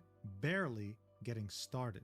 You see, at the time, one couldn't simply ignore just how big Nijisanji's English branch had gotten. Just like their main competitor Hololive, they had established some very well-known household names in the VTubing industry, and with them came very passionate and sometimes rabid fan bases that would do anything to show their love to their idols. In other words, they bought any merch you threw at them, okay? They were money printers. So when some talents started to all of a sudden start... Yeah, I'll just call them around simps. 2023, Vshojo would take notice and take full advantage of the situation, announcing the recruitment of a new member very shortly after Giga. This time, it was Kuro, an ex-Nijisanji VTuber that had a very loyal fan base and had an established identity in the scene. But they were on a roll because barely 2 weeks afterwards, they would announce yet another member joining, Matara-kan, also being a very well-established ex-Nijisanji member. These two would have an indescribable positive impact on Vshojo's PR. Kuro would bring in some much-needed humor and expertise from his days at Nijisanji running a big fan base, and Matara would come in to act like some sort of a maternal figure to the Vshojo talent roster,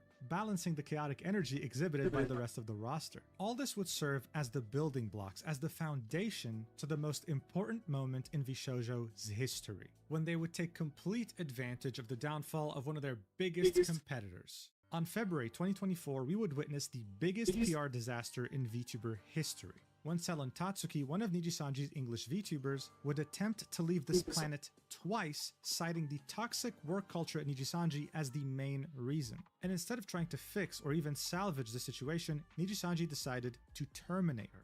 What would follow would be mass this graduations totally of the won't. English branch of Nijisanji, and their reputation. I'm would totally never sure close. Vshojo won't do didn't do something similar. To devour Nijisanji's massive rotting corpse in order to replace them and claim their spot of top 2 VTuber agency competing directly with Hololive.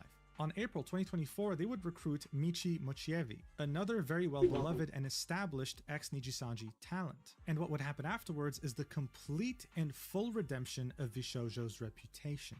You see, these ex-Nijisanji talents like Michi would go on to praise how happy they are at Vshojo in comparison to their previous workplace, being Nijisanji, saying that they've never worked at a place like this before, that their past workplace made them feel terrible, and that here they feel valued. They feel like an actual person. We also would hear something very shocking, the fact that Kuro had over 350,000 British pounds in tax debt, because apparently his previous company, Nijisanji, would tell him that they'll handle taxes for him and take a cut from his paycheck, only to end up not paying a single dollar. He was essentially scammed. So he reached out to Iron Mouse for help in order to figure out what was going on, and she referred him to the CEO of Vshojo, Gunrun, who personally took the time out of his day to help him and put him in touch with an accountant and eventually recruited him into Vshojo. I mean, guys, at this point, can we just stop calling him Gunrun? Can we call him Gun Angel? Because, I mean, seriously, Vshojo seemed to be the complete opposite of Nijisanji. Now, this same rhetoric was echoed by Matara in a discussion with Kuro, in which they were reminiscing how their former company mentally affected them and how happy they are at Vshojo today.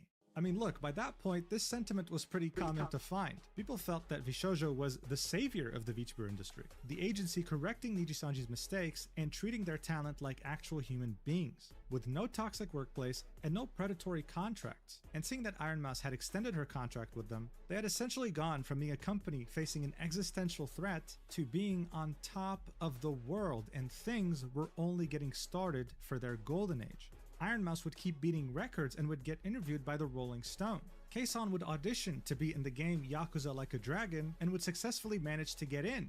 Vshojo was opening up art galleries in Japan, showcasing art of their VTubers. And Iron Mouse would successfully become the most subscribed to channel on Twitch of all time, giving away half the money she raised to the Immune Deficiency Foundation, a charity that means a lot to her since she suffers from CV, a condition that weakens her immune system to the point where totally sure that money went immediately to the and donations. Meant to her, the CEO would personally bring her on a walk for the Immune Deficiency Foundation, using one hell of a high-tech setup where she can see everything that's happening through this camera.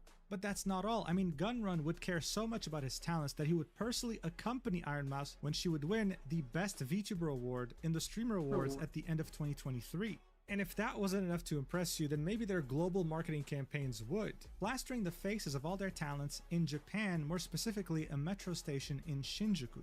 I mean, guys, by this point, everyone, whether big or small as a content creator, wanted a piece of Vshojo. The idea of joining such an agency that held their talents to such high regards and would give every talent a manager to handle day-to-day tasks while they would focus on what was important to them simply sounded amazing. It seemed that this talent freedom approach was truly working, and Vshojo knew exactly what they were doing.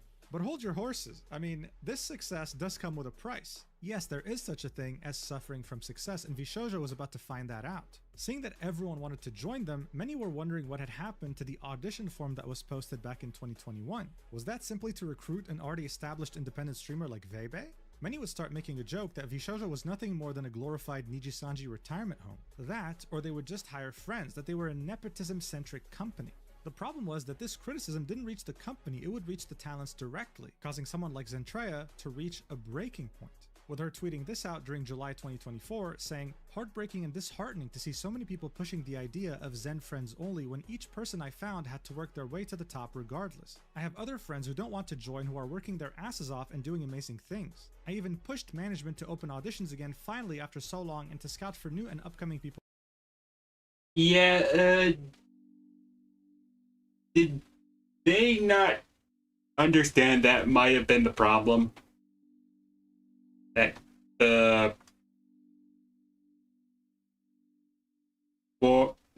them closing the and opening the having the forms closed was actually just was kind of why everyone just assumed it was nepotism. Just saying. people to mesh with.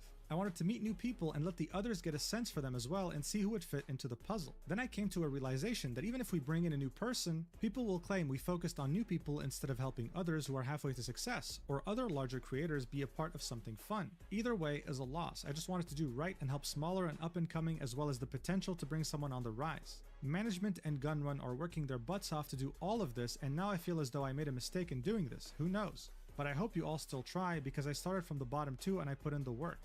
This tweet was made in reference to Vshojo finally reopening applications after 3 years on July 10th, 2024, a day before Zentrea's tweet. And putting aside the fact that some talents were literally getting harassed over this was actually a net positive for Vshojo. You had droves of undiscovered talented VTubers, established VTubers, big, medium, small VTubers, all wanting to join your agency because goddamn, you guys were doing a great job.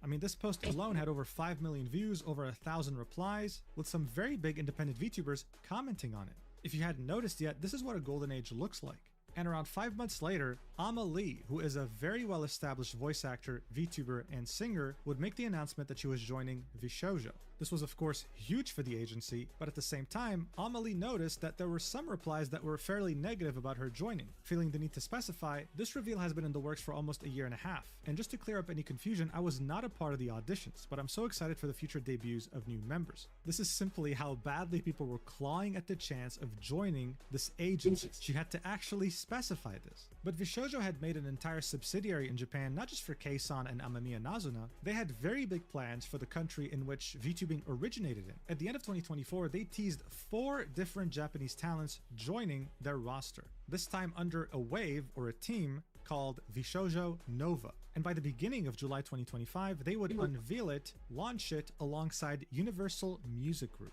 This wasn't just yet another VTuber wave, these were superstars in the making. I mean, at this point, maybe Gunrun saying back in 2020 that Vshojo was going to be a new era of VTubing wasn't so far-fetched. Not only were they on top of the world, but now they were considered a direct competitor to Hololive and someone who had very easily outdone Nijisanji. The sky was the limit, and if this company became worth $1 billion in the coming years, no one would have been surprised. But you see, speaking about money, how did they make it exactly? Embezzlement. Most likely embezzlement.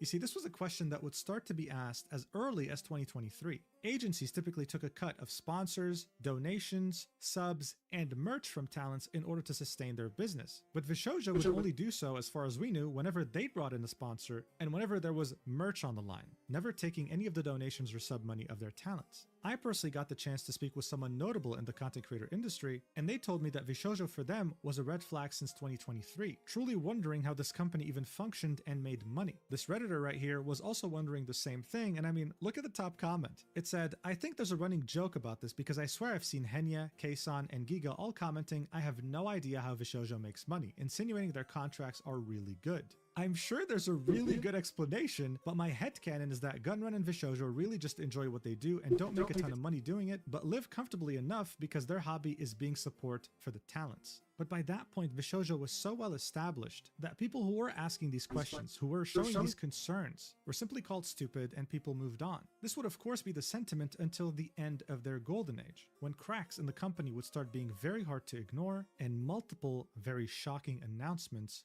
would be made. On March 6th, 2025, Matara-kan would tweet this, saying, "Today's the day. Momos, send me your energy. I need it." She didn't really specify further, but it seemed like it was a very important day for her and she was asking her community to send her good vibes. We wouldn't hear from her again until 2 days later, on March 8th, in which she would tweet out, "Hey everyone, as I said on stream today, I'll be taking an immediate emergency time off. Some things came up that I cannot address right now, but I promise you, you will know soon enough. All is good, I am good, I just need to deal with it all ASAP. I love you, Momos." Now look, at this point people were hoping for the best. It's not the first time a big VTuber took a break like this, but it definitely seemed very sudden, and she definitely was trying very hard to reassure her community that nothing was truly wrong. Except something was wrong, and we would find that out almost a month later. As the Cinder incident was taking over the entirety of the VTubing community, something else... Yeah, I might do a reaction to that eventually. Currently I'm kind of drawing blanks on what to react to in this video, so maybe not. else would creep up on the side and shock everyone. One day after Cinder had posted her infamous apology, Vshojo would post this, saying, "Dear community members, we want to share that after careful thought and consideration, we've made the difficult decision to formally part ways with Matara on May 5th, 2025. We're genuinely grateful for everything she's brought to Vshojo and wish her the best moving forward. Goodbyes are never easy, and we understand many of you deeply care about Matara as we do. The best way to support us both right now is with kindness, understanding, and respect for everyone's feelings and privacy during this transition. We're committed to our incredible talent, community, and the values we share. Thank you all for your empathy and continued support." To say that people were absolutely shocked by this is an understatement. As I said, up until that point, Matara was seen as the motherly figure of the entire talent roster. She'd be someone with an opinion that was highly valued in the company, and would, throughout many occasions... Red flags! Get your red flags here! Why the hell was she graduating, and why was it so sudden? Well, here's what she had to say about it. Vshojo made the decision to part ways with me on March 6th, effective May 5th. I thank the girls, plus Kuro, for the great times we had together and the wonderful moments we shared in the last 18 months. I wish the remaining talent in Vshojo the best of luck in their activities. I love them very much and I will carry on being their bug auntie. I will continue streaming as Matara-kan because I am Matara-kan, and I hope the Momos can still cheer me on even if I won't be Matara-kan of Vshojo. So this tweet actually didn't specify much, but it gave us a couple of clues. Vshojo made the decision to part ways with me on March 6th. The same exact day she said, "Today is the day, Momo, send me your energy, I need it." 2 days before she said, "I'm taking immediate emergency time off." But realistically, we really had no idea what was going on. It just seemed like Vshojo had fired her in a way. And as people were barely recovering from what had happened with Cinder and what was now going on in Vshojo, 2 weeks later, another bombshell announcement would drop. Mountain Dew, one of the co-founders of Vshojo, would say, "After 5 years, I am leaving Vshojo. For the past 5 years, Vshojo has been an integral part of my life and journey. Since its inception, I have had the honor and the privilege of working with some of the most hardworking and intelligent team members and have made many friends throughout the VTubing and streaming community. I will always cherish the time we spent together. I take great pride in my contributions to the growth of the Vshojo brand, helping shape what it is today through my involvement in most of the forward-facing, large-scale media and the behind-the-scenes growth operations within the company. As of today, I am formally stepping down from my position as Chief Marketing Officer and departing the company to explore new creative endeavors. While this was a difficult decision, I believe it is the right time for me to embark on a new chapter of creative fulfillment in my life. Thank you all for the wonderful memories. See you soon, Mountain Dew." As far as we were concerned, this was a legend in the industry, flexing what they had done in Vshojo and saying goodbye in order to do bigger and better things. Overall though, this post definitely felt sudden. Why now of all times? Why 2 weeks after Matara had left? What was going on at the company? We wouldn't get an answer. Instead, a month later, we would get yet another announcement from Vshojo announcing that Giga will be parting ways with the company. On the same day this announcement would be posted, she would specify in a tweet saying, "As of June 27th, I am terminating my contract with Vshojo and will be an independent creator once again. This decision took a long time to come to terms with, but is definitely the best choice for my future. I love my members in Vshojo more than I could ever say, and I will always be their friend and support. There is no world where I want to be without them both as a creator and as a person, and that is something that doesn't require a contract with an agency to still hold true. I'm wishing all the remaining girls and our dog," which is Kuro, "success, always. I'd especially like to thank my manager at Vshojo, Kenzo, for always doing his absolute best for me and making the most of our time working together. Love you lots. As far as my streaming goes, nothing will change from this, as in indie I handled pretty much everything myself and can easily do so again. Nothing changed when I joined, nothing's changing as I leave. I do have a lot of cool projects coming up very soon, so I'd appreciate everybody's support. I'll see you on stream soon." And she did stream, only to give a very surface level explanation as to why she had left, citing disagreements with management, working on some projects that would never see the light of day, things like that. And again, as people were barely processing the idea that so many talents had been leaving so quickly from Vshojo, 2 days later, on June 27th, 2025, Vshojo would announce that Zentrell, Big red flags! and someone who was at this point representing the brand itself, was leaving the company. People were wondering, why? Why now? Why you, someone who has championed Vshojo as a company and who seemed like they were never going to leave?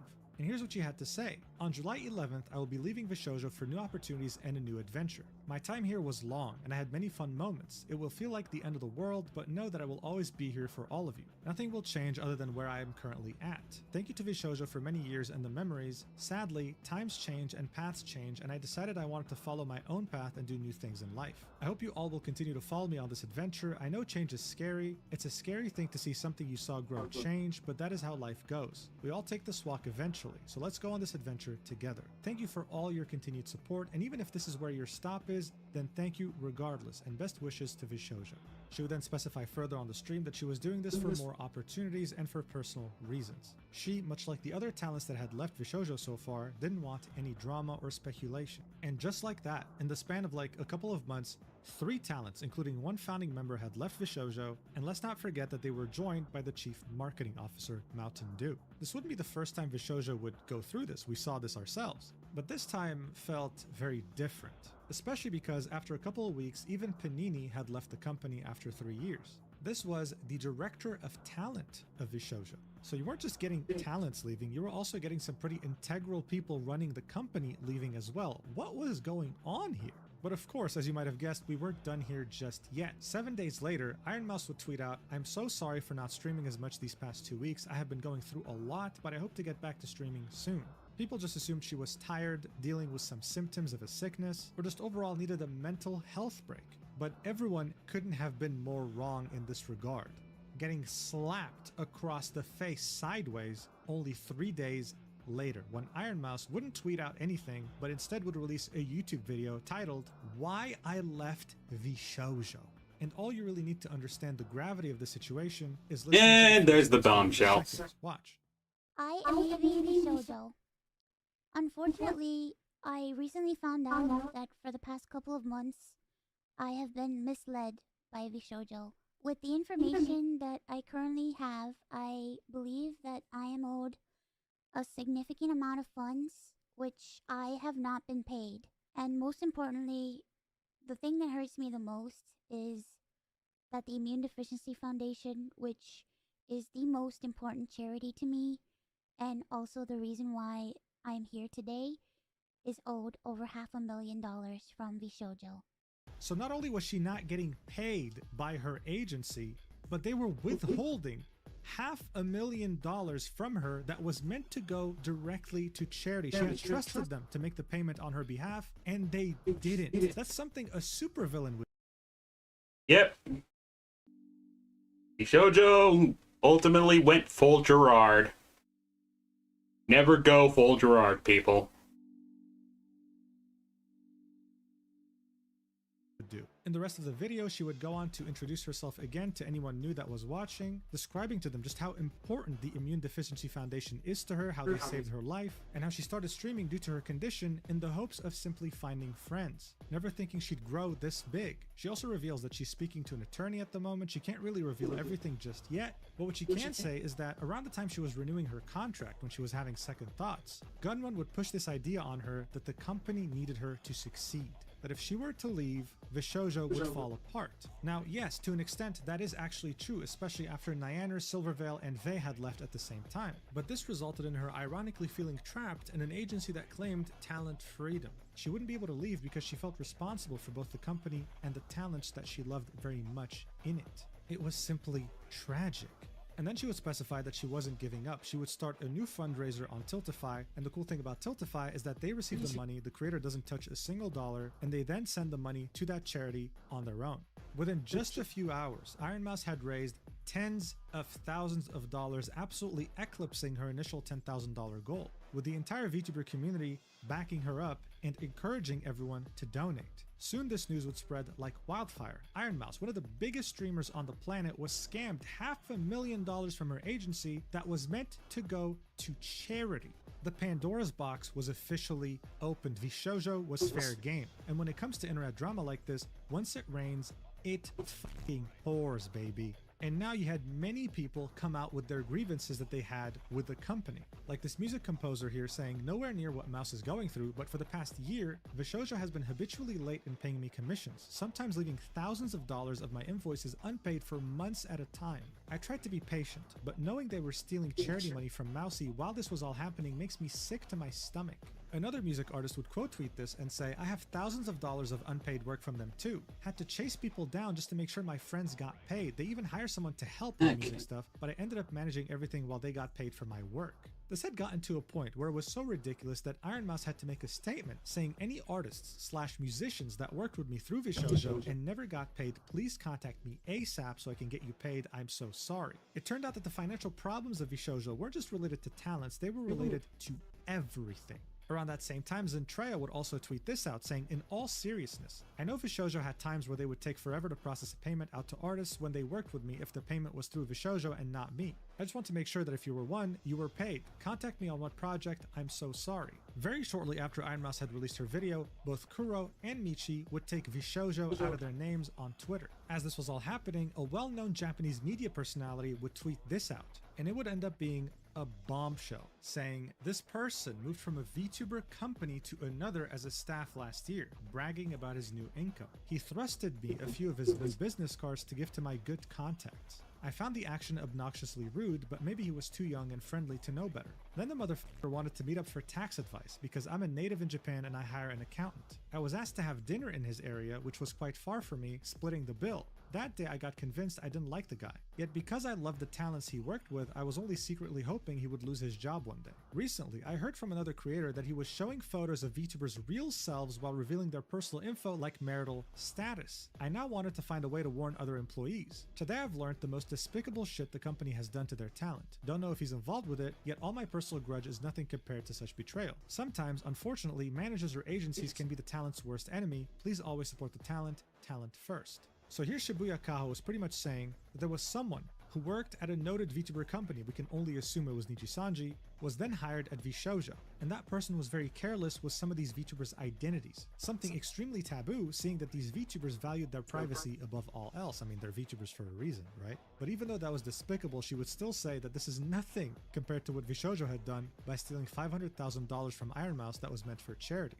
Someone in the replies would point out saying, if you knew about this guy, why didn't you speak up earlier? Revealing VTubers' information is dangerous to them. It just looks like you joined the bandwagon when it became relevant. To which he said, actually, I just came back from the US where I gathered the info that he was still within the company, and I was actually meeting up with someone who's been working with him in Japan this week. Given that it's a story I heard from someone else, I thought it was best to do in person. Miyauri, a Twitch streamer, would Okay, so at the very least we know investigations were being conducted, so that's a pretty respectable answer, I'll say.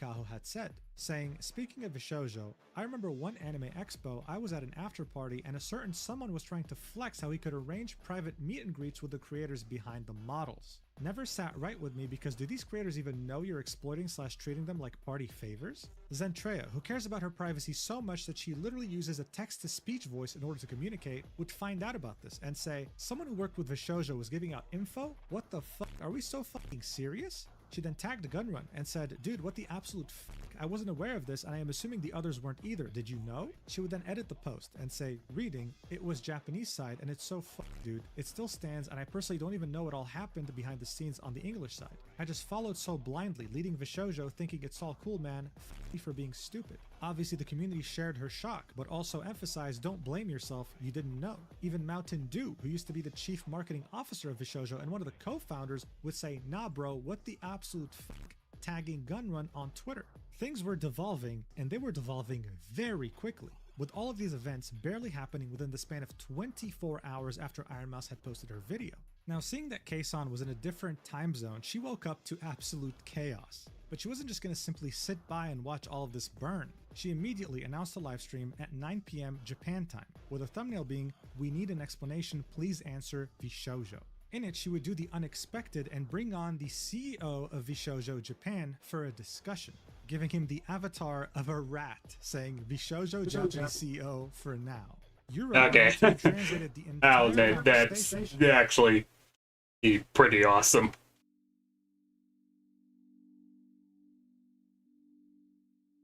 Not gonna lie. Because the CEO wasn't comfortable speaking in English, he spoke in Japanese. He would confirm to the world that the $500,000 that the Immune Deficiency Foundation was owed was truly not paid. This was the first time a Vshojo staff, especially someone as high up as him, confirmed this to us publicly. When questioned about financials further, he would explain that he had very limited access to company financials since Vshojo Japan was just a subsidiary. He could only see money coming in and out of Vshojo Japan, and he was taking a risk coming to the stream because he had multiple higher-ups above him. And the most important moment in this entire live stream would be this right here. No need to explain, just watch. So did you just say that Vshojo JP itself was doing good? そうですね。 In finances too? そうですね。 You haven't paid me. っていうことになるですね。その、本社の中の帳簿上はそうなってたっていうことは聞いてます。で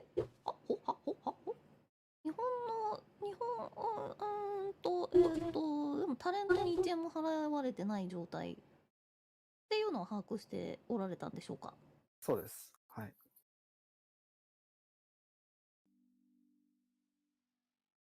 それは資金的にうまくいってないのでは？入ってくるお金と出ていくお金の数字の字を見たら、日本の支部っていうのはうまくやっていたってことですね。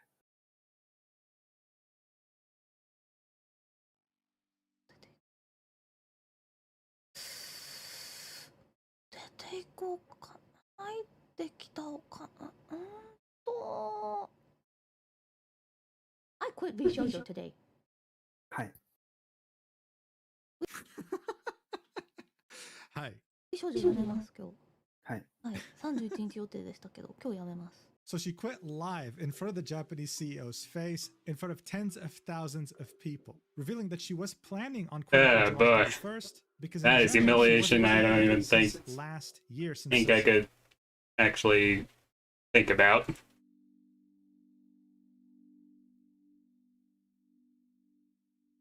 Kudos to K-Son. Right. No follower. Okay. I don't follow any of these Vtubers. Really should.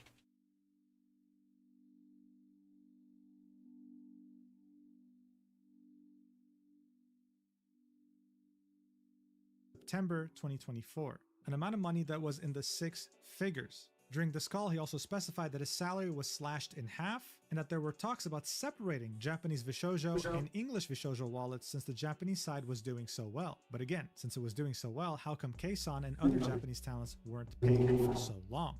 This is why she quit. Now, the CEO would specify that the staff was still being paid, just not the talent.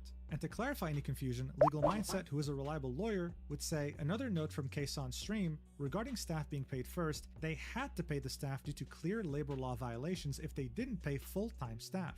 They are banking on the ambiguity of Vshojo talent as independent contractors to shaft them out of payment. He would then go on to say, oh, so it's like professional wrestling then. Which thankfully seems to be, thankfully at least wrestling seems to be recovering from their monopoly.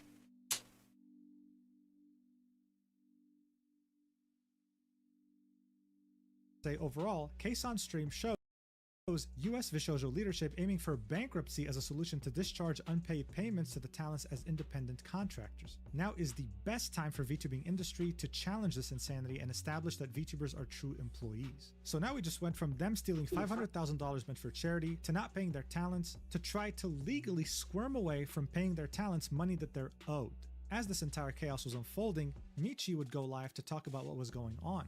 She would briefly go over how we got here, how she started VTubing as a way to hang out with friends, and eventually she would end up at Nijisanji and it wouldn't really end well. After Nijisanji, she'd be at a point in her life where she had picked up bad habits again and had a lot of baggage. So she was very grateful to Vshojo for giving her a second chance, for saving her essentially, making her trust them fully. This is why she would sing their praises so much and so often.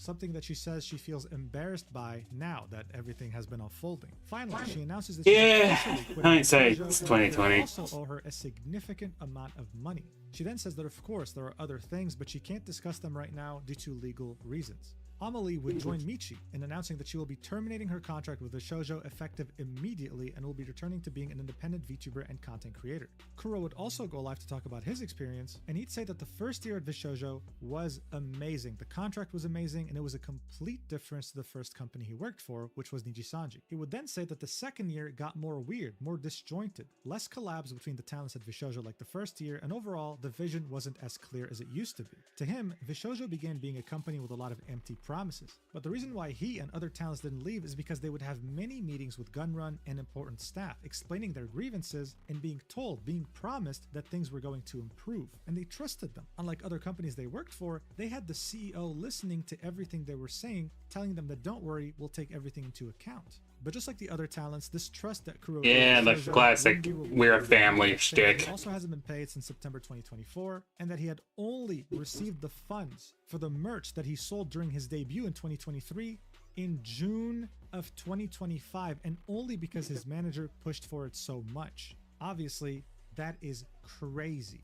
He would then tweet out the fact that he removed Vshojo from his name and would lose the Vshojo logo on Twitter, saying, "And there it goes, how do you do, fellow indie VTubers?" Hime Hajime would then join her fellow talents and say, "I can confirm I have also quit Vshojo. These past few years I got to meet and befriend some amazing people, but I can no longer be part of the company." Henya the Genius would then go live to talk about her perspective, and here's what she had to say. Just 5 minutes before the stream, she found out that her birthday merch was never shipped. Merch that her fans paid for. They never received it. Her manager and her attorney are now handling the situation, and she'll update her fans when she can.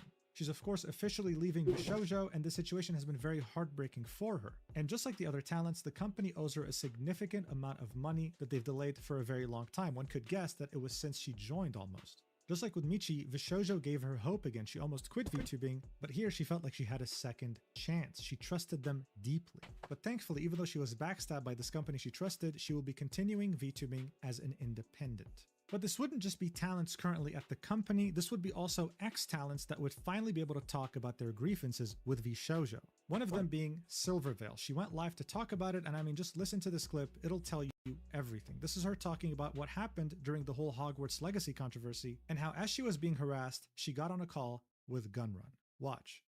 I was put into a call with Gun, the CEO of the company, like someone that I admired and I looked up to and I wanted to please, someone that I thought was the coolest person ever. And he told me that I was a damage to the brand, that I was a disappointment. I was told that me being harassed was an inconvenience to the other talents and not to talk to them. Optics were more important than their own talents' well-being. And I was suspended from streaming. They said it wasn't a suspension because they weren't that kind of agency, but what else do you call being told not to stream? Yeah, as she was dealing with the harassment campaign, instead of the company supporting her, making sure she was okay, the CEO got into a call with her and called her a disappointment. Gunrun was essentially siding with the harassers and doxers. After that, of course, she wanted to leave. Vey wanted to leave too for her own reasons that she would reveal later. But they would only allow them to leave together at the same time to make it seem like it was a joint decision and not an individual one. They couldn't complain because it turned out that their contract had no exit clause, which is, I think, pretty much illegal. And Nyaners, who wanted to also leave, wasn't allowed to leave with them. She had to graduate separately. Now you think, why is it that Vshojo wanted Silvervale and Vey to graduate at the same time? Well, that's simple, because after they left, they would start talking behind their backs to other talents, as well as the brands, artists, and business partners that they had worked with. Vshojo management would make it their life. Oh, so they are just Nijisanji with independent contracts. Oh, how the mighty have fallen.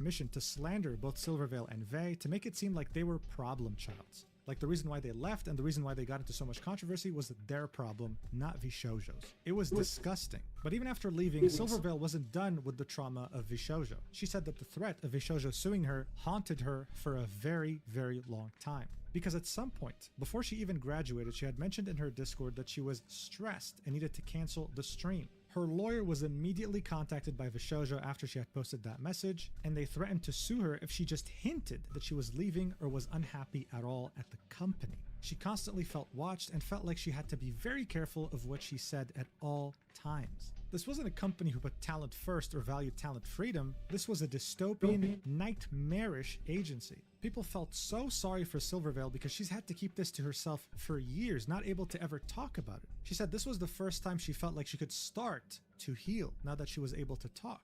But the bombshells here weren't over, because she would then tweet this out saying, "My heart goes out to all the communities affected by this recent news. I know that it's surprising and heart-wrenching for a lot of people. There's a lot I wish I could say, but I signed a pretty aggressive NDA. They made my mom sign one too. All I can say is that it's been bad for a long time, and I warned everyone as much as I could. It was so much worse than you could imagine. The VTubers make the agency, not the other way around. To take advantage of those who trusted you is vile. Never derive your value from an agency. Believe in yourself and your content, because you're worth so much more than you can imagine." They made her mother sign an NDA. That's how badly they treated her, and were also scared of her. Legal minds? Yeah, I don't think that's actually legal. I know nothing of contract law, but I'm pretty sure that's illegal. That came in to clarify, yeah, making your mom sign is not going to hold up. Truly showing So it is illegal. us how ridiculous this all is. But if you thought that was bad, Nyaners would then go live to reveal to us even more very disturbing details. Vshojo wasn't good with payments as early as 2023, owing her almost 6 figures worth of payments. She would then reveal that part of the money she was owed was for a sponsor stream in which she literally got swatted. Someone doxed her and sent police at her house. She had guns pointed at her. But even though that happened, she would then continue streaming because she was doing a sponsor stream and didn't want to disappoint the agency. Guess what? Part of the money she's owed was that stream. She wasn't paid for the stream in which she got swatted and kept going when she could have just easily ended. After leaving Vshojo, within just a few months, she had made more money than she had ever made under the agency. The same thing applied to Silvervale. Since the first contracts had no exit clause, the only way Nyaners, Vey, and Silvervale were confident enough to leave was because Vshojo at the time had an expired business license. Before leaving, though, she was still in the process of renewing and brought in a lawyer to review the contract. As she was doing this, she was guilt-tripped by the staff. We can only assume this was the CEO, saying things like, "Wow, she's so heartless, she's talking to us through a lawyer," which is ridiculous, by the way. Having a lawyer review a contract should be... Okay, yeah, if anyone is guilt-tripping you into not reading a contract, that's the point you lawyer up. Because that means that there's something in there that they really don't want you to know about.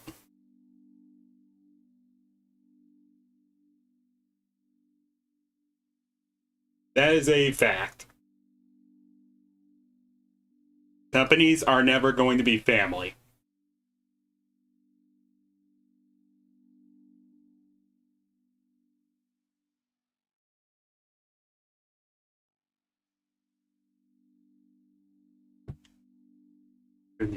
On where?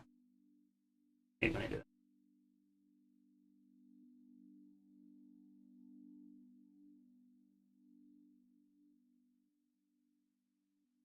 Normal. It is normal. Her lawyer would then audibly be horrified during the contract call, sighing and saying, "Some of this is ridiculous. Some of this isn't legal." We would then get further clarification on the graduations of 2023. Vey comes in the chat and specifies that part of the company's terms for her exit was announcing her and Silver's departures at the same time to avoid panic. Vey also didn't get paid for any sponsors from 2021 to 2023, and she needed to hire a lawyer to pester them 24/7 in order to get her money, which makes her believe that Vshojo had used other talents' money in order to pay her. In the end, Nyaners thought that she was genuinely going to take all of this to the grave, never being able to clear her name. But when the Iron Mouse situation had unfolded, she finally felt like she was safe enough to talk to everyone about this. After that stream, she would tweet out, "I'm so sorry, I'm still sick, so I gotta take today's stream off, but I wanted to express how thankful I am to everyone for all the support, not just for me, but for everyone who's had to deal with this painful situation. It's heartbreaking they had to go through so much undue stress caused by the people they trusted in. I wish them all the best, and I know they'll go on to keep doing amazing things and have many brighter opportunities awaiting them. It was scary, but I'm immensely grateful and relieved to have finally been able to speak out about a lot that has weighed on me for the past 2 years. It was an incredibly difficult time for me that left me feeling so isolated and mentally burnt out for a long while. I know many others have felt the same way, and my heart goes out to them. To be met with the overwhelming amount of understanding and support from everyone when I thought I'd never be able to talk about this or have any kind of closure has helped me so much. Thank you for hearing me out and being so chill. It means the world to me. It's been an awful time for a lot of people, to say the least, but I hope that on the bright side of things, all of this coming to light can create meaningful change going forward. Seeing the VTuber community come together like this to lift each other up has been so nice to see.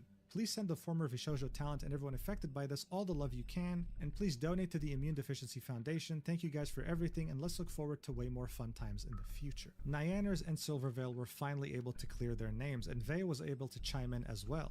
Many people felt very bad with how they perceived them and were there to show them support. But it wasn't just talents and ex-talents of Vshojo that had something to say. No, Vshojo didn't need to have someone be a talent in order to mistreat them. In the summer of 2024, Vshojo would open their applications again, and since Amelie needed a year and a half to join, it was safe to assume that this was going to be the same amount of time required for a new talent to join as well. What the hell was happening to them as this entire company was crumbling? Well, they would decide to also speak out. I know some people have noticed that I've been spotty with streams lately, and the reason is actually because I was supposed to join Vshojo this year. A lot has happened, and after over half a year after signing, I requested to have my contract voided. I won't go into detail, but it was an opportunity that I was very excited about, and I'm sad that I won't be able to bring you everything I had in mind. I'm sorry for all the delayed projects and ideas I excitedly talked to you guys about, but I'll be working on them by myself slowly. To the few people at Vshojo I was able to talk to, thank you for giving a chance to a bug like me. I hope everyone who hears about this news, even if you don't know me or watch me, can still send support to the Vshojo girls, both existing and my gen mates. I'm sorry things turned out this way. Thank you to my bug bros and friends for always supporting me and being there for me. You guys are the reason why I'm strong. Let's keep having fun, okay? She would, just like Haruka, link the Tiltify for the Immune Deficiency Foundation. And we'd also have yet another VTuber by the name of PiePie tweet this out, saying, "I've been searching for the right words. Here they are as carefully as I can say them. I was one of the girls who passed the Vshojo audition. After 4 years of blood, sweat, and slime, I really believed I'd made it. That all the late nights, overtime, sacrifice meant something more. I was excited to take a huge leap with the community I built as me, the weird little slime girl you know and hopefully love.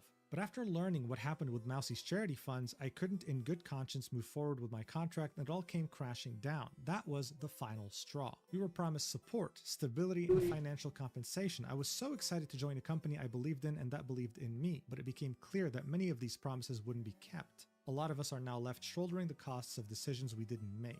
I turned down other opportunities because I believed in this one, and I don't regret having hope or for wishing on shooting stars. I was so ready, I still am. What hurts most though is losing the chance to debut alongside some of the most incredible, talented, kind, and hardworking girls I've ever met. I didn't just join for myself, I joined for the shared dream we all believed in and that I still believe in. I know some of you have sensed something has been off these past few months. I've been doing my best to smile through the storm, but the truth is it's been raining on me for a long time. You've all given me so much love and support, and I'm sorry I haven't been able to be at my best. I'm working through my feelings, sweeping up pieces of those broken dreams and figuring out how to chase new ones. Thank you for being patient with me. I will find my way again, but I just need a little time. And if you're still reading, please send your love to all the Vshojo talents, past, present, and future. Everyone is hurting in their own way, and kindness costs nothing. Until then, stay happy.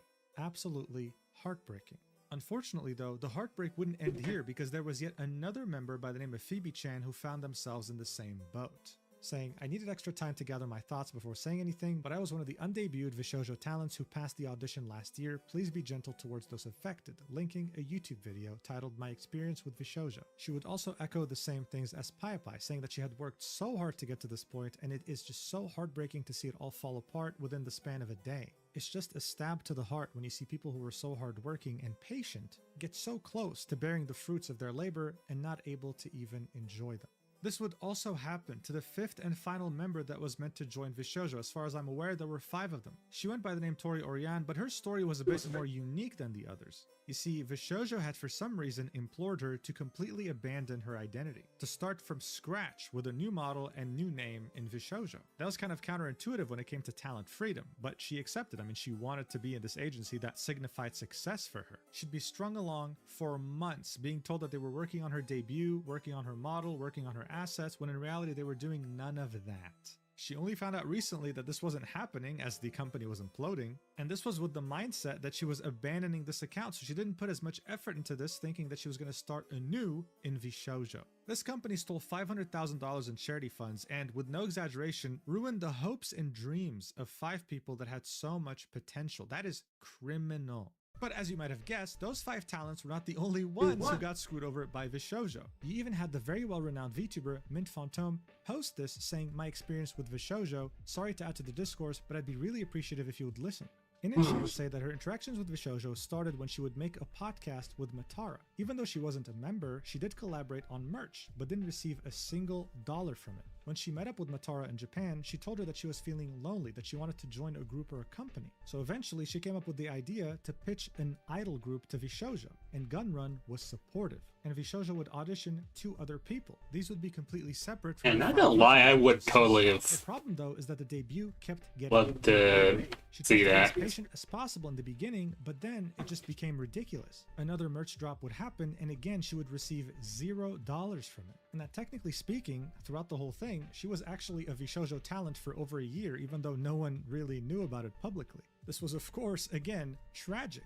And it would show us a trend with Vshojo, the fact that they wanted to do so much, but very often would bite way more than they could chew.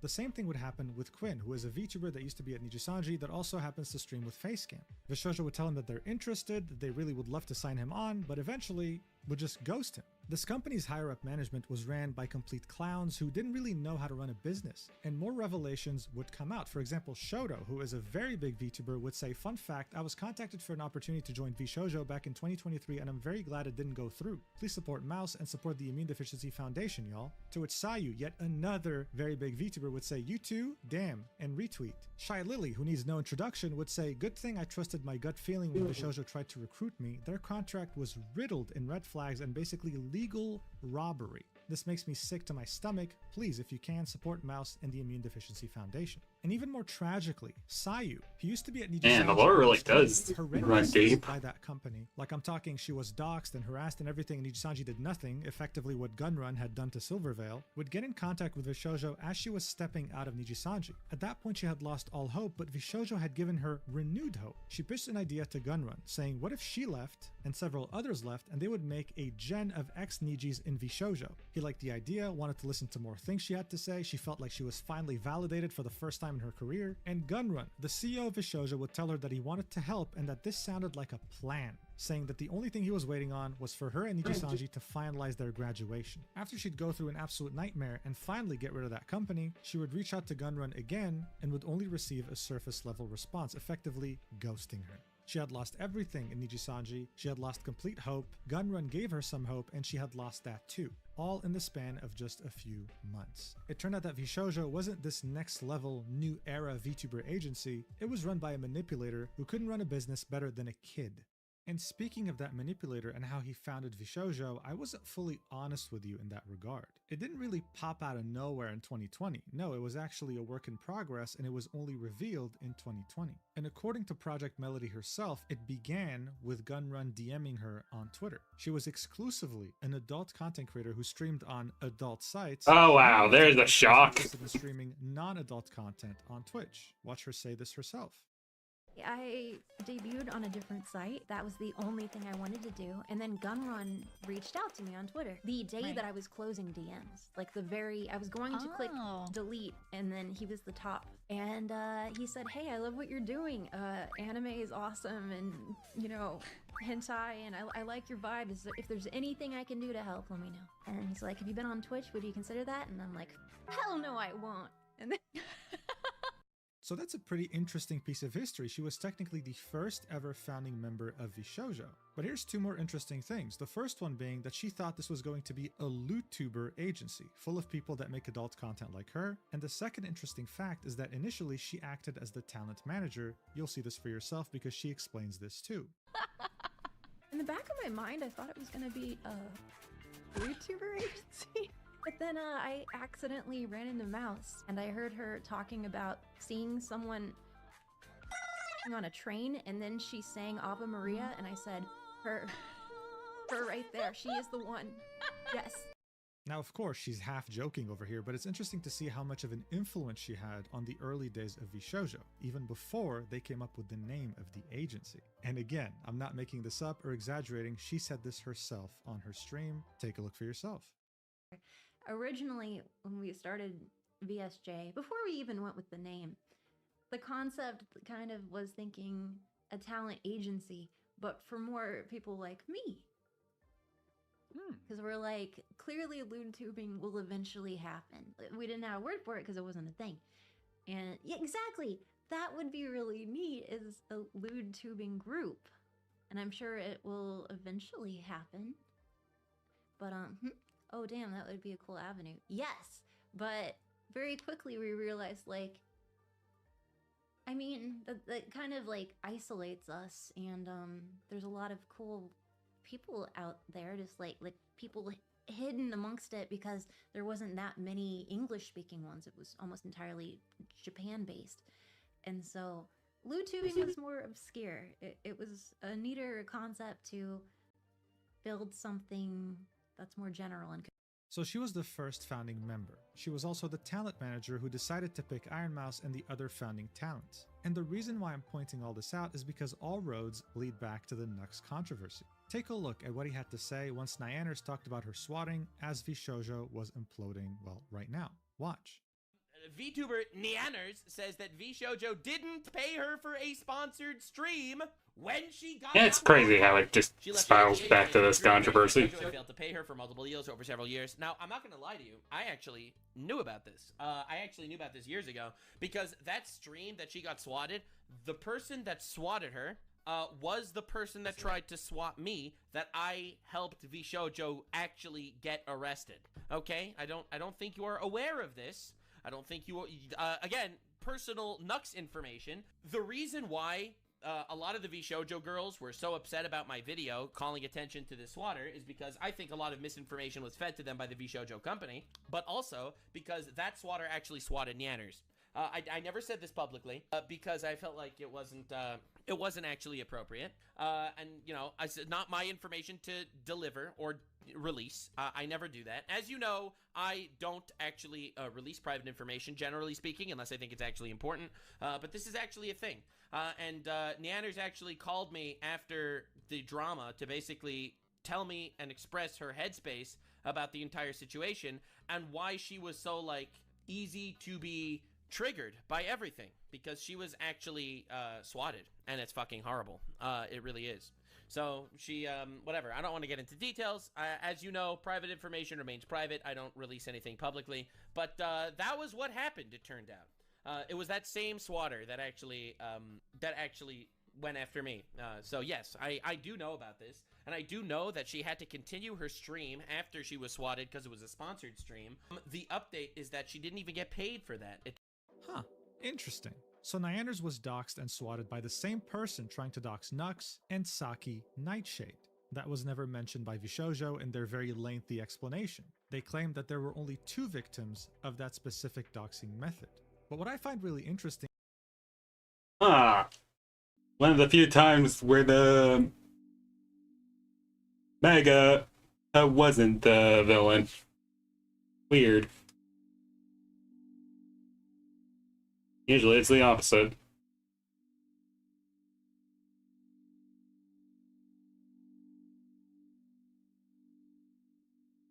is that Nux, even though he was literally being backstabbed out in public, still tried to protect Project Melody, who was in the group.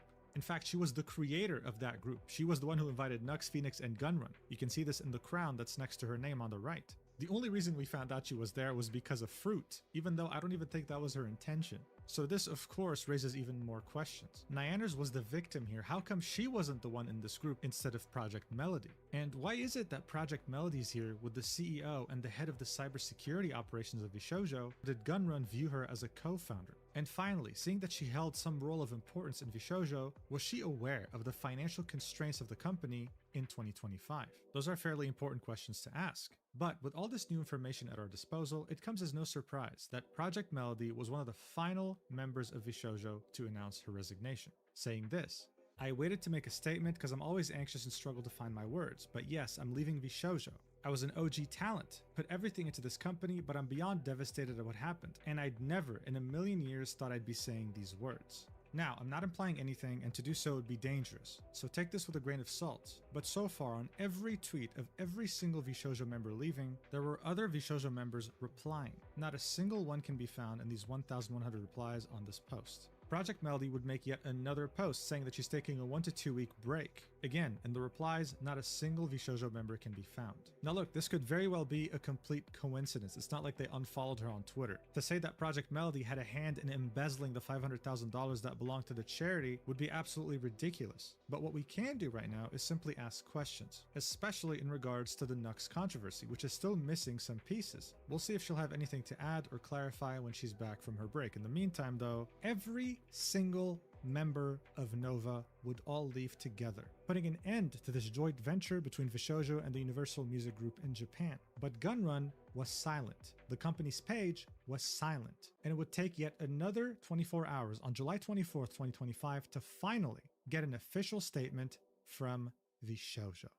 Gunrun would finally post his statement using the Vshojo official Twitter page, saying, "Vshojo has failed, and I've mismanaged the company into the situation you're all witnessing. So today I'm sharing the difficult news that Vshojo good that he's pulling a Cinder. Responsibility for the decisions that led us to this point. I've been doing everything I can to fundraise and right the ship these past few months, but despite my efforts, we are in a worse position and those I care about are not paying the price. Over the past few years, we raised around $11 million to pursue a bold, talent-first approach in VTubing, prioritizing creators and community over short-term profits to achieve long-term sustainability. Our funding went directly to our creators through generous splits, debut investments, infrastructure, concerts, events, and staffing, all designed to support them. We also wanted talent to own their IP, which we knew was a unique creator-first approach for an agency. However, despite all our efforts, the business failed to generate the revenue we needed to sustain that model, and eventually we ran out of money. Additionally, I acknowledge that some of the money spent by the company was raised in connection with talent activity,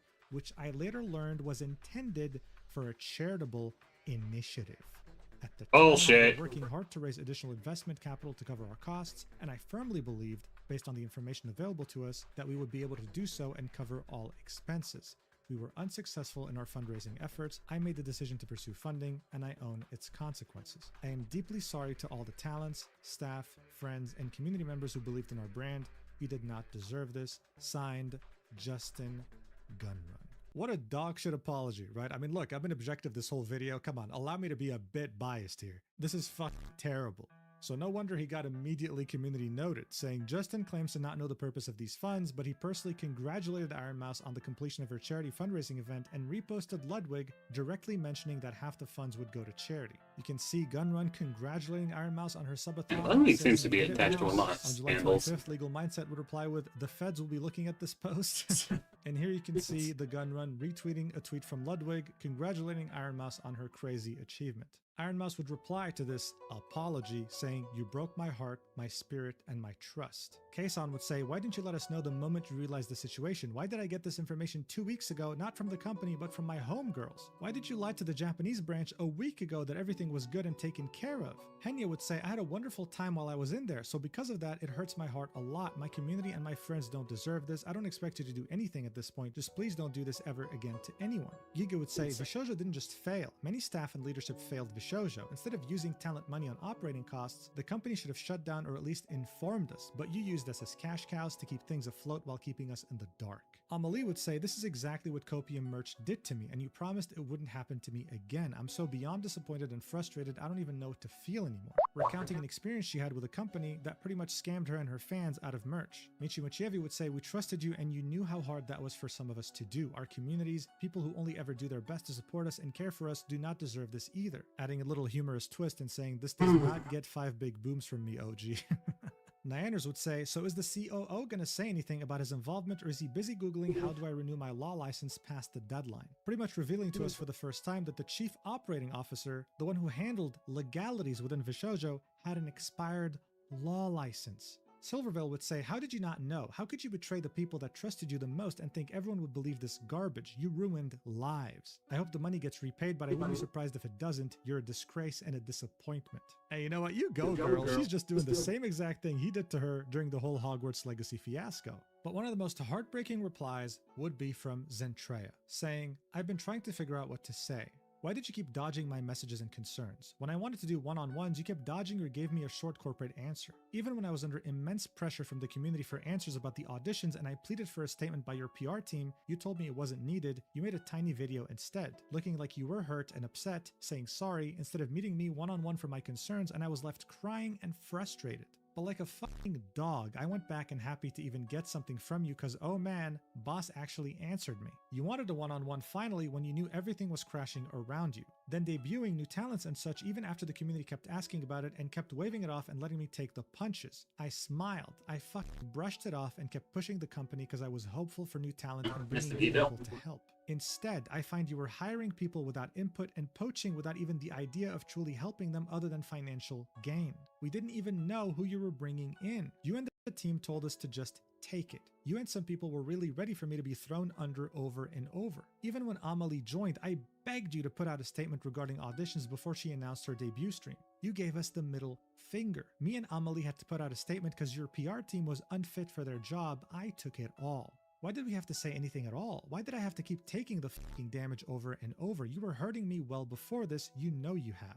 I've been pushing a company so blindly who didn't even care for me, but I'm an idiot and I kept believing. I was so excited for this. I spent sleepless nights dealing with constant harassment, and you spent money which you didn't even have without even warning us on God knows what, and you knew, don't even lie, you knew that the money was for charity and was supposed to be placed to the side to be untouched. Where did $11 million go in less than 3 years even? What happened to all that money? I'm just really tired from all these years of working, trying to push for something that kept pushing me to the walls. I was so stupid, but I was so excited. I really trusted you. We all did. Despite everything, I don't wish you any ill will. I just hope you find some way to make this right. Vshojo had gone from being the hope of the VTubing community to a leech that had sucked out the hope of everyone who had any contact with it, whether they were talents or not talents, whether they had auditioned or were in the process of joining. This was a tragedy on a cataclysmic scale. And no one was believing anything he said. No, there was no way you didn't know that this money was intended for the Immune Deficiency Foundation. Zero possibility. You literally brought Iron Mouse to an Immune Deficiency Foundation charity event in person. Vshojo even issued a press release stating they would donate half the profits from her subathon on September 2nd, 2024. You think this won't be used in court? You can't just feign ignorance. Legal Mindset would later chime in, saying the only reason the Vshojo CEO included the later learned language is to try to keep himself out of criminal hot water. But I mean, come on. Even a pet hamster would understand by now that there's no way he's dodging this. Soon after, Twitch would remove the legacy emote known as Gunrun, not wanting to associate with him in any way. But you want to know what's crazy? Fruit has been inactive from January 2025. She finally made a comeback on July 21st, 2025, and literally just a day after she had come back, she would find out about the whole Iron Mouse situation. She effectively came back to a raging fire. At this point, it was already implied, but she still felt the need to specify that she's left Vshojo, saying, as a day one talent, it's truly heartbreaking that it has come to this. I had the opportunity to achieve so much in the last 4 to 5 years. I'm really anxious about becoming indie, but I'm going to continue doing what I set out to do and make fun things. The people, whether talent or staff, were the best part about the company. I had the pleasure of meeting so many inspiring individuals. I hope we can cheer them all on together moving forward. And with Fruit leaving, Vshojo had officially become a talent agency with absolutely zero talent. I think it's important to specify that even though these VTubers already had one hell of a community around them, having to wrestle with the idea that you're going indie, that you're losing all the resources that this agency once gave you, all in the span of 24 hours, isn't the easiest thing to process. But you know what isn't easy to process, at least for Vshojo? The fact that Vey didn't give a single shit that she was still under NDA. She saw the company crumbling, barely able to keep up with finances. She thought, they're not gonna sue me, so she revealed everything. Oh wow! The consequences of a monetary controlled judicial system. Back to haunt them. And it was extremely disturbing, saying, and so our NDAs are now void. Why I left Vshojo. Back in 2023, Vshojo tried to bully me into one of the most predatory contracts that I have ever seen.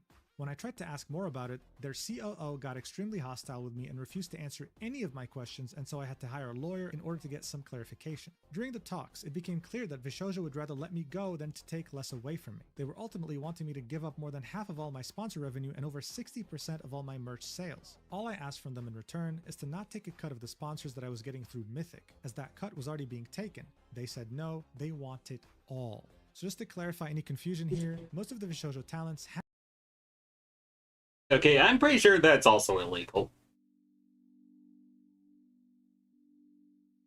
Last I checked, their so-called lawyer didn't have a law license, so...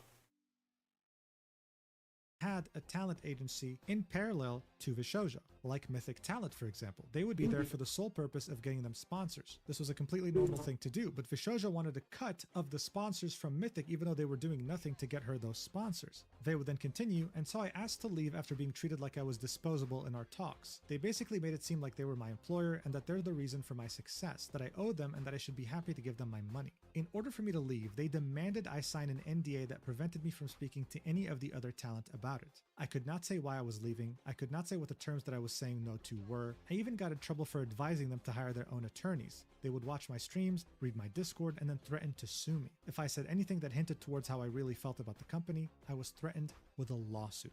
Another one of their leave terms was that they will announce both me and Silver on the same day in order to minimize the damage to their company. Their COO had begun to push a narrative on 4chan, yes, I'm serious, LMFAO, and other social media that I'm leaving because I plan to join OTK and that both me and Silvervale are troublemakers. So they were Wow, that's absolutely terrifying. Manners wanted to leave around the same time due to also being unhappy with the contract, but was told that she couldn't because it did not fit their narrative that they were pushing internally and externally. The amount of hate we've gotten over leaving, from fans calling us greedy bitches.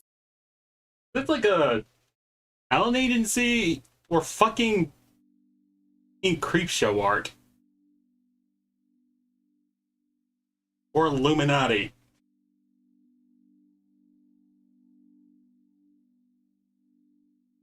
Seriously. Spreading hoaxes on 4chan, and that is just fucking unhinged.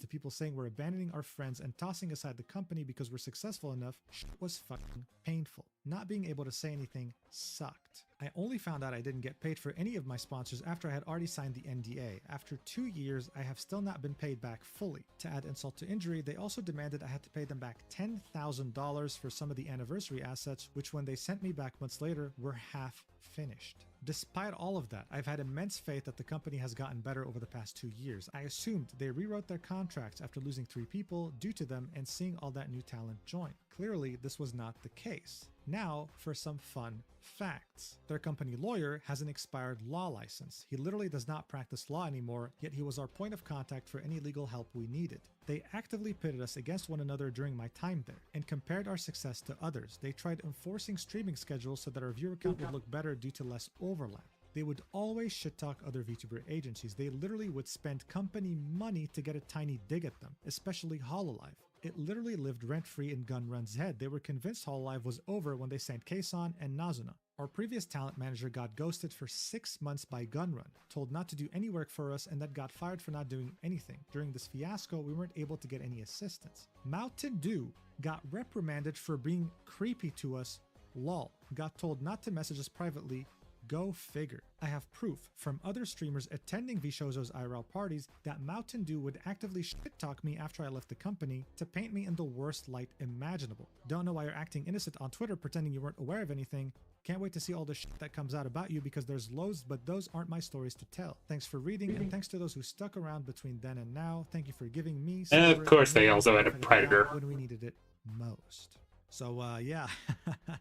This was insane. Many of the top streamers in the space would react to this with complete and utter shock. Bro, I was caught completely off guard. Holy shit. I could have never in a million years expected that, and this caused Mountain Dew to be community noted on the post he had made tagging Gunrun, with it saying, "This user was also included in many of Vshojo's mismanagement issues and has been called out for harassing talents." Nyanners would further confirm what Vey had said, saying Mountain Dew had the audacity to talk shit about you to my face at a party the year that we all left, and painted you as some kind of conniving, greedy, mean girl who was in my ear and manipulated me into leaving Vshojo just because you wanted me to join OTK because her boyfriend Soda is part of that org or for some personal gain or some shit. He got uncomfortably close and up in my face and was like, "Come on, I know the real reason you left. I know it was because of Vey. She talked you into it, etc. and it was infuriating. I know he spread that same shit to other staff, talent, and other industry people. Seeing one of my closest friends get dragged through the mud like this for years was awful. You did absolutely nothing wrong and had so much shit flung at you just because they wanted to push a narrative to protect the company. For him to act like he's completely blameless is insulting. He is a creepy motherfucker, and there's a lot more obviously, but a lot of it is also not my story to tell."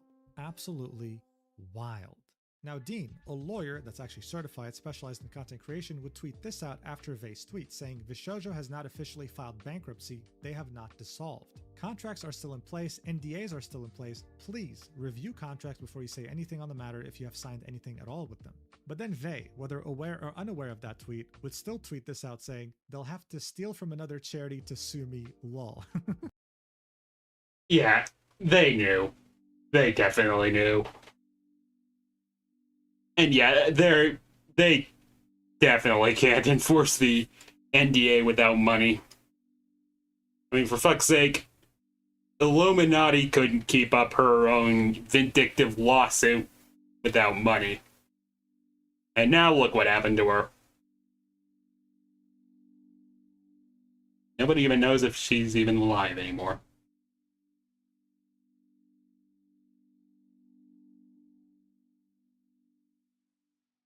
Good riddance, that bitch.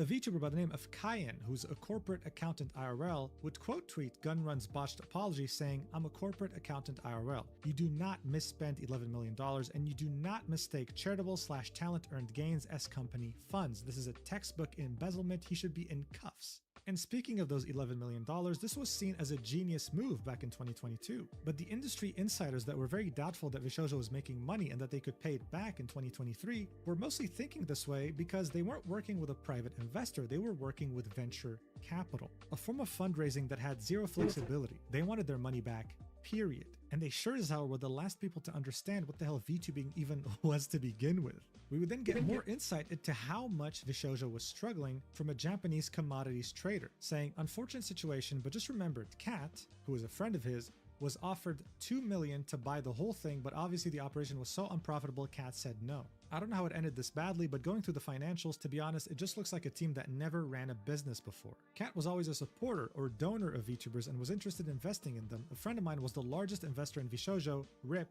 $0, implying that he had lost all his money. Maybe the loan the company took legally required them to be paid back first before the $500k stream donation go through to Iron Mouse, not sure. Still believe it's a terribly ran business rather than fraud, or at least I hope.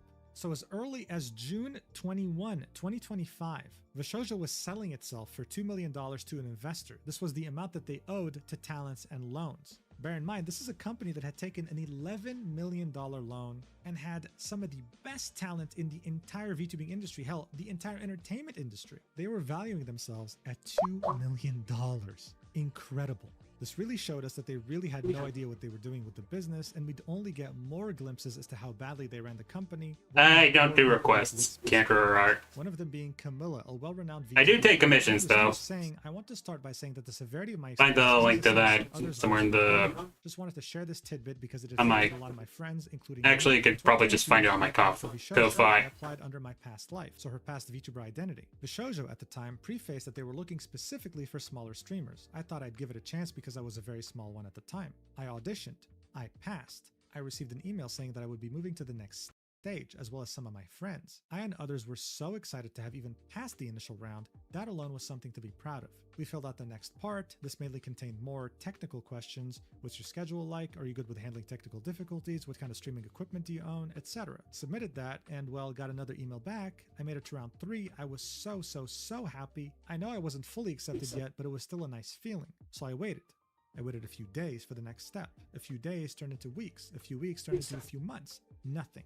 I would frantically check my email almost every single day, waiting for something. Eventually, I let it go. They moved on without a word. I was sad, sure, but more confused by the sudden disappearance. A year later, I started growing as a streamer. I met so many other VTubers and learned a lot by being around them. One day, I was chatting with a bigger VTuber, and eventually, the topic of Vshojo came up. They told me they auditioned the same time I did. She made it to the final round, but they rejected her and the finalists last minute to hire someone they already knew. And these VTubers were given hush money not to tell anyone about it. The girls were devastated, just like the rest of us who got dropped without warning. So yeah, thank you for wasting everyone's time, I guess. Oh, and one more thing before I forget. You have no idea how many times your talents called me in tears, suffering due to your neglect and the way you constantly mistreated them. They weren't getting paid, they weren't getting responses from you for over 6 months, and other heart-shattering moments I can't share yet. Is this the treatment you give to those who contributed to your success? No one as sweet and hardworking as them should have been treated like that and stolen from, and with that being said, I dedicate this to you. It will be a song sang by Camilla titled Dear Gunrun, in which she would address him personally with the lyrics that she wrote. Mia, yet another Yeah, definitely just check that song out. Would reply to Camilla's Sounds like a post, banger. I only spent half a year getting my hopes up. I cannot even comprehend how the people must feel who got strung along for even longer, just for upper management to choose bigger creators, while the talents, like Zentreya, had to tank all the criticism because they believed their words and promises as well. And all of us smaller people applying trusting Zentreya while the talents had to tank all the hatred from people claiming nepotism. Just to then, in the end, find out that upper management did treat the talents like cash cows and did try to get more cash cows instead of keeping the promises they gave everyone else. They sold the stream to everyone and made all of those false promises to talents and fans alike just to crush all of it, while letting the talent tank it all and disappointing so many people on the road. But what about this whole hush money thing? What about the people who made it as finalists and were given money by Vshojo to never speak of it again? Well, one of those talents was Neurosoda, and she confirmed it live on her stream. Watch. Like, at the time when I applied for auditions, how many years was that ago? That was like 3 years ago. I literally do not care anymore. But at that time, they tried to, like, give me the hush money, which I didn't take. And I spoke about like, what happened as carefully as I could. Because I was, like, still scared to, like, you know, have bad blood or anything. And then people still, like, hated on me. Did they even need hush money? I mean, you could have just So you go through these auditions said thinking that this will change your life. The company ends up being very unprofessional, backs down. we'll call you or anything. something. Hush. You don't take it so that you can tell people about this, and when you do, they don't even believe you. I can't imagine the mental toll Neurosoda, as well as pretty much everyone else in this video, went through because of this company. I mean, it really is incredible just how many people this company had affected negatively. The list was so large, you couldn't even print it on a sheet of A4 paper. For example, this artist was in the works to bring Vshojo to WeepCon 2026, pitching it and having management approve. They would tell her, oh, we'd plan a meeting next week. Their schedule was very packed, but, you know, now she understands this is never going to happen. She was given no prior warning. And someone else had spent months and thousands of dollars developing a leather jacket concept for Kuro. Vshojo's management loved it, and the artist was under the impression that this was going to be a joint venture. But after all this work, Vshojo eventually just offered to buy out the whole thing. They didn't want to work with this artist, they just wanted the idea and the jacket. And you know what the worst part is? This artist, desperate not to let all their work go to waste, reluctantly agreed. And then got ghosted, showing us that this business was truly ran by children. Kuro would find this post and would say, wait, what? I don't know how to say this, but I've never been shown this by anyone, even though I had asked many times if it was possible to get a jacket made, but there was never any update to me, so I assumed it's impossible. There was truly no end to Vshojo's fuck-ups. Niji Sanji, move aside because there's a new person on the throne. But if you thought that was the end of these talents getting punched in the face, you'd be wrong. On July 31st, 2025, Amelie would tweet, "Mama should have raised the quitter because there's only so many punches I can take, man." Kuro would tweet, "Oh man, I might have some bad news." Someone asked, "Is it about your new house?" He said, "No, it's about old merch." And finally, Giga would say, I am once again trying not to crash out, but brother. She would go live shortly after to explain that there's some merch that was sold to her audience that was still unfulfilled. It wasn't shipped yet, sitting in the warehouse. Seeing that Vshojo is a complete mess right now, she doesn't know who to reach out to get a list of people who, bought it. Their addresses, like where she can send them to. It's completely unclear. She's still trying to figure out the details, but it seems that unfortunately, the people who did buy the merch and didn't get their order fulfilled might just get scammed. But as far as I know, some of Giga's merch did ship. In Kuro's case, though, none of it shipped. In fact, it wasn't even sent to production.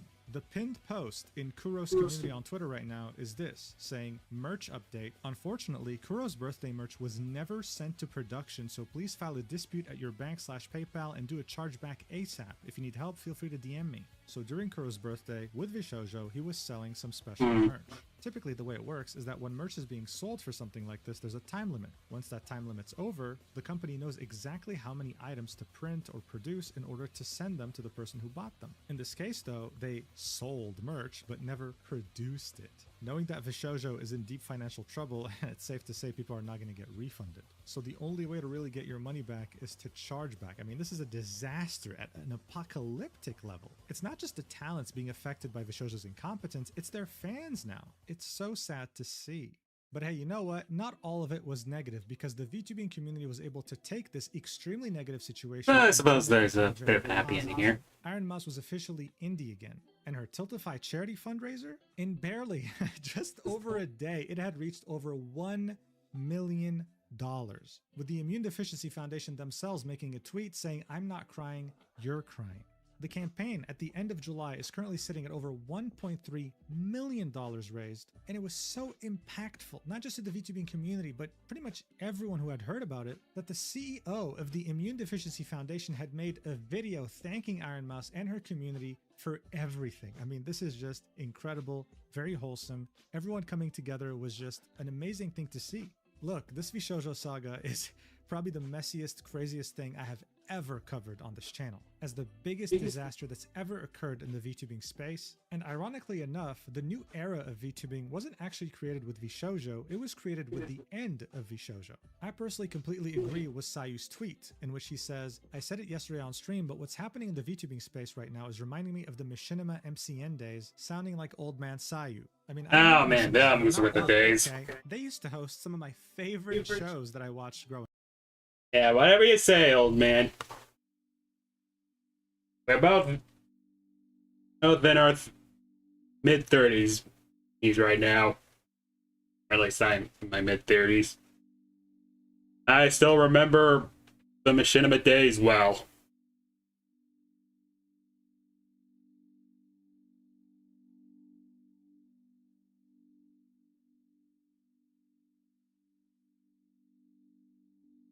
Up. But the way they were created was as an MCN, a multi-channel network, something that is completely extinct today. Back then, YouTubers, especially centered around video games, believed that the only way to succeed or get to the next step of content creation was to sign on with a Machinima. This would allow them to get control over your YouTube channel and essentially make decisions for you. The promise here was that you would be getting so many sponsors, money, cool opportunities, but the reality was that you would be severely limited as to what you can do, and Machinima would practically become your boss. You would have no freedom. Your channel wouldn't even be owned by you anymore. Eventually, everyone left the and once they realized that they were practically now a lot of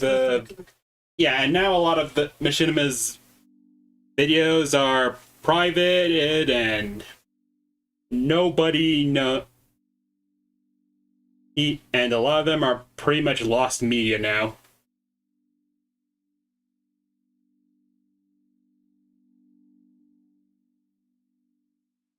Company completely shutting down. So maybe the new era of VTubing content creation lies in the independent creators themselves. Maybe VTubing, just like video game content creation in the early 2000s, needed these agencies to lay a foundation, but now they're not needed anymore. Who knows? Time will tell. Yeah, I definitely know it's in a stream with Michi and Matara, they would find out who. Yeah, I definitely know that era is definitely over.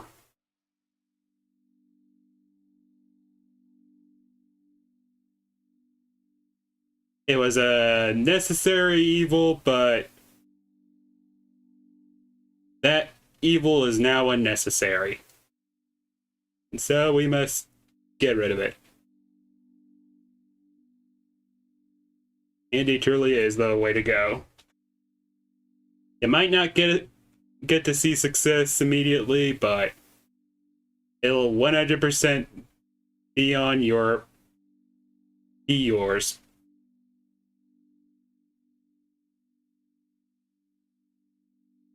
Well, except for the cut the sponsors take from you, but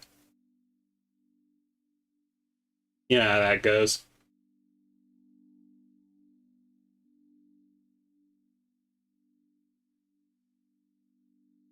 Tarot cards that Vshojo was going to be doomed this year. This was back in like February, okay? Just this year. And speaking of Vshojo and legal mindsets, That one didn't age quite so well. That it might as well be Gunrun admitting to a crime. This wasn't over, and the talents could most definitely sue. I don't know what. Oh yeah, apparently Gunrun tried to extort the talents to try to pay them money, but none of them actually were having it. It'll happen, but I would definitely not bet my money on Gunrun. Anyway, thank you so much for watching this ridiculously long video. I don't know how long it's going to be while recording this, but I am not looking forward to editing at all.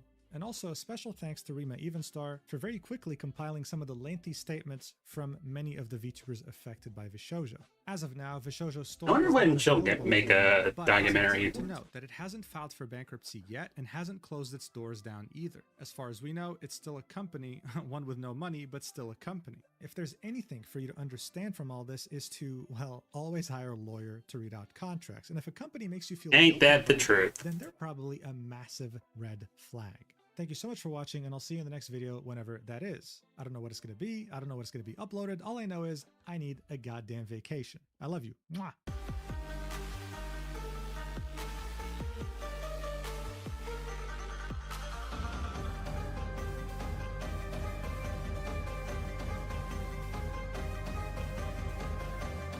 Alright, well, that was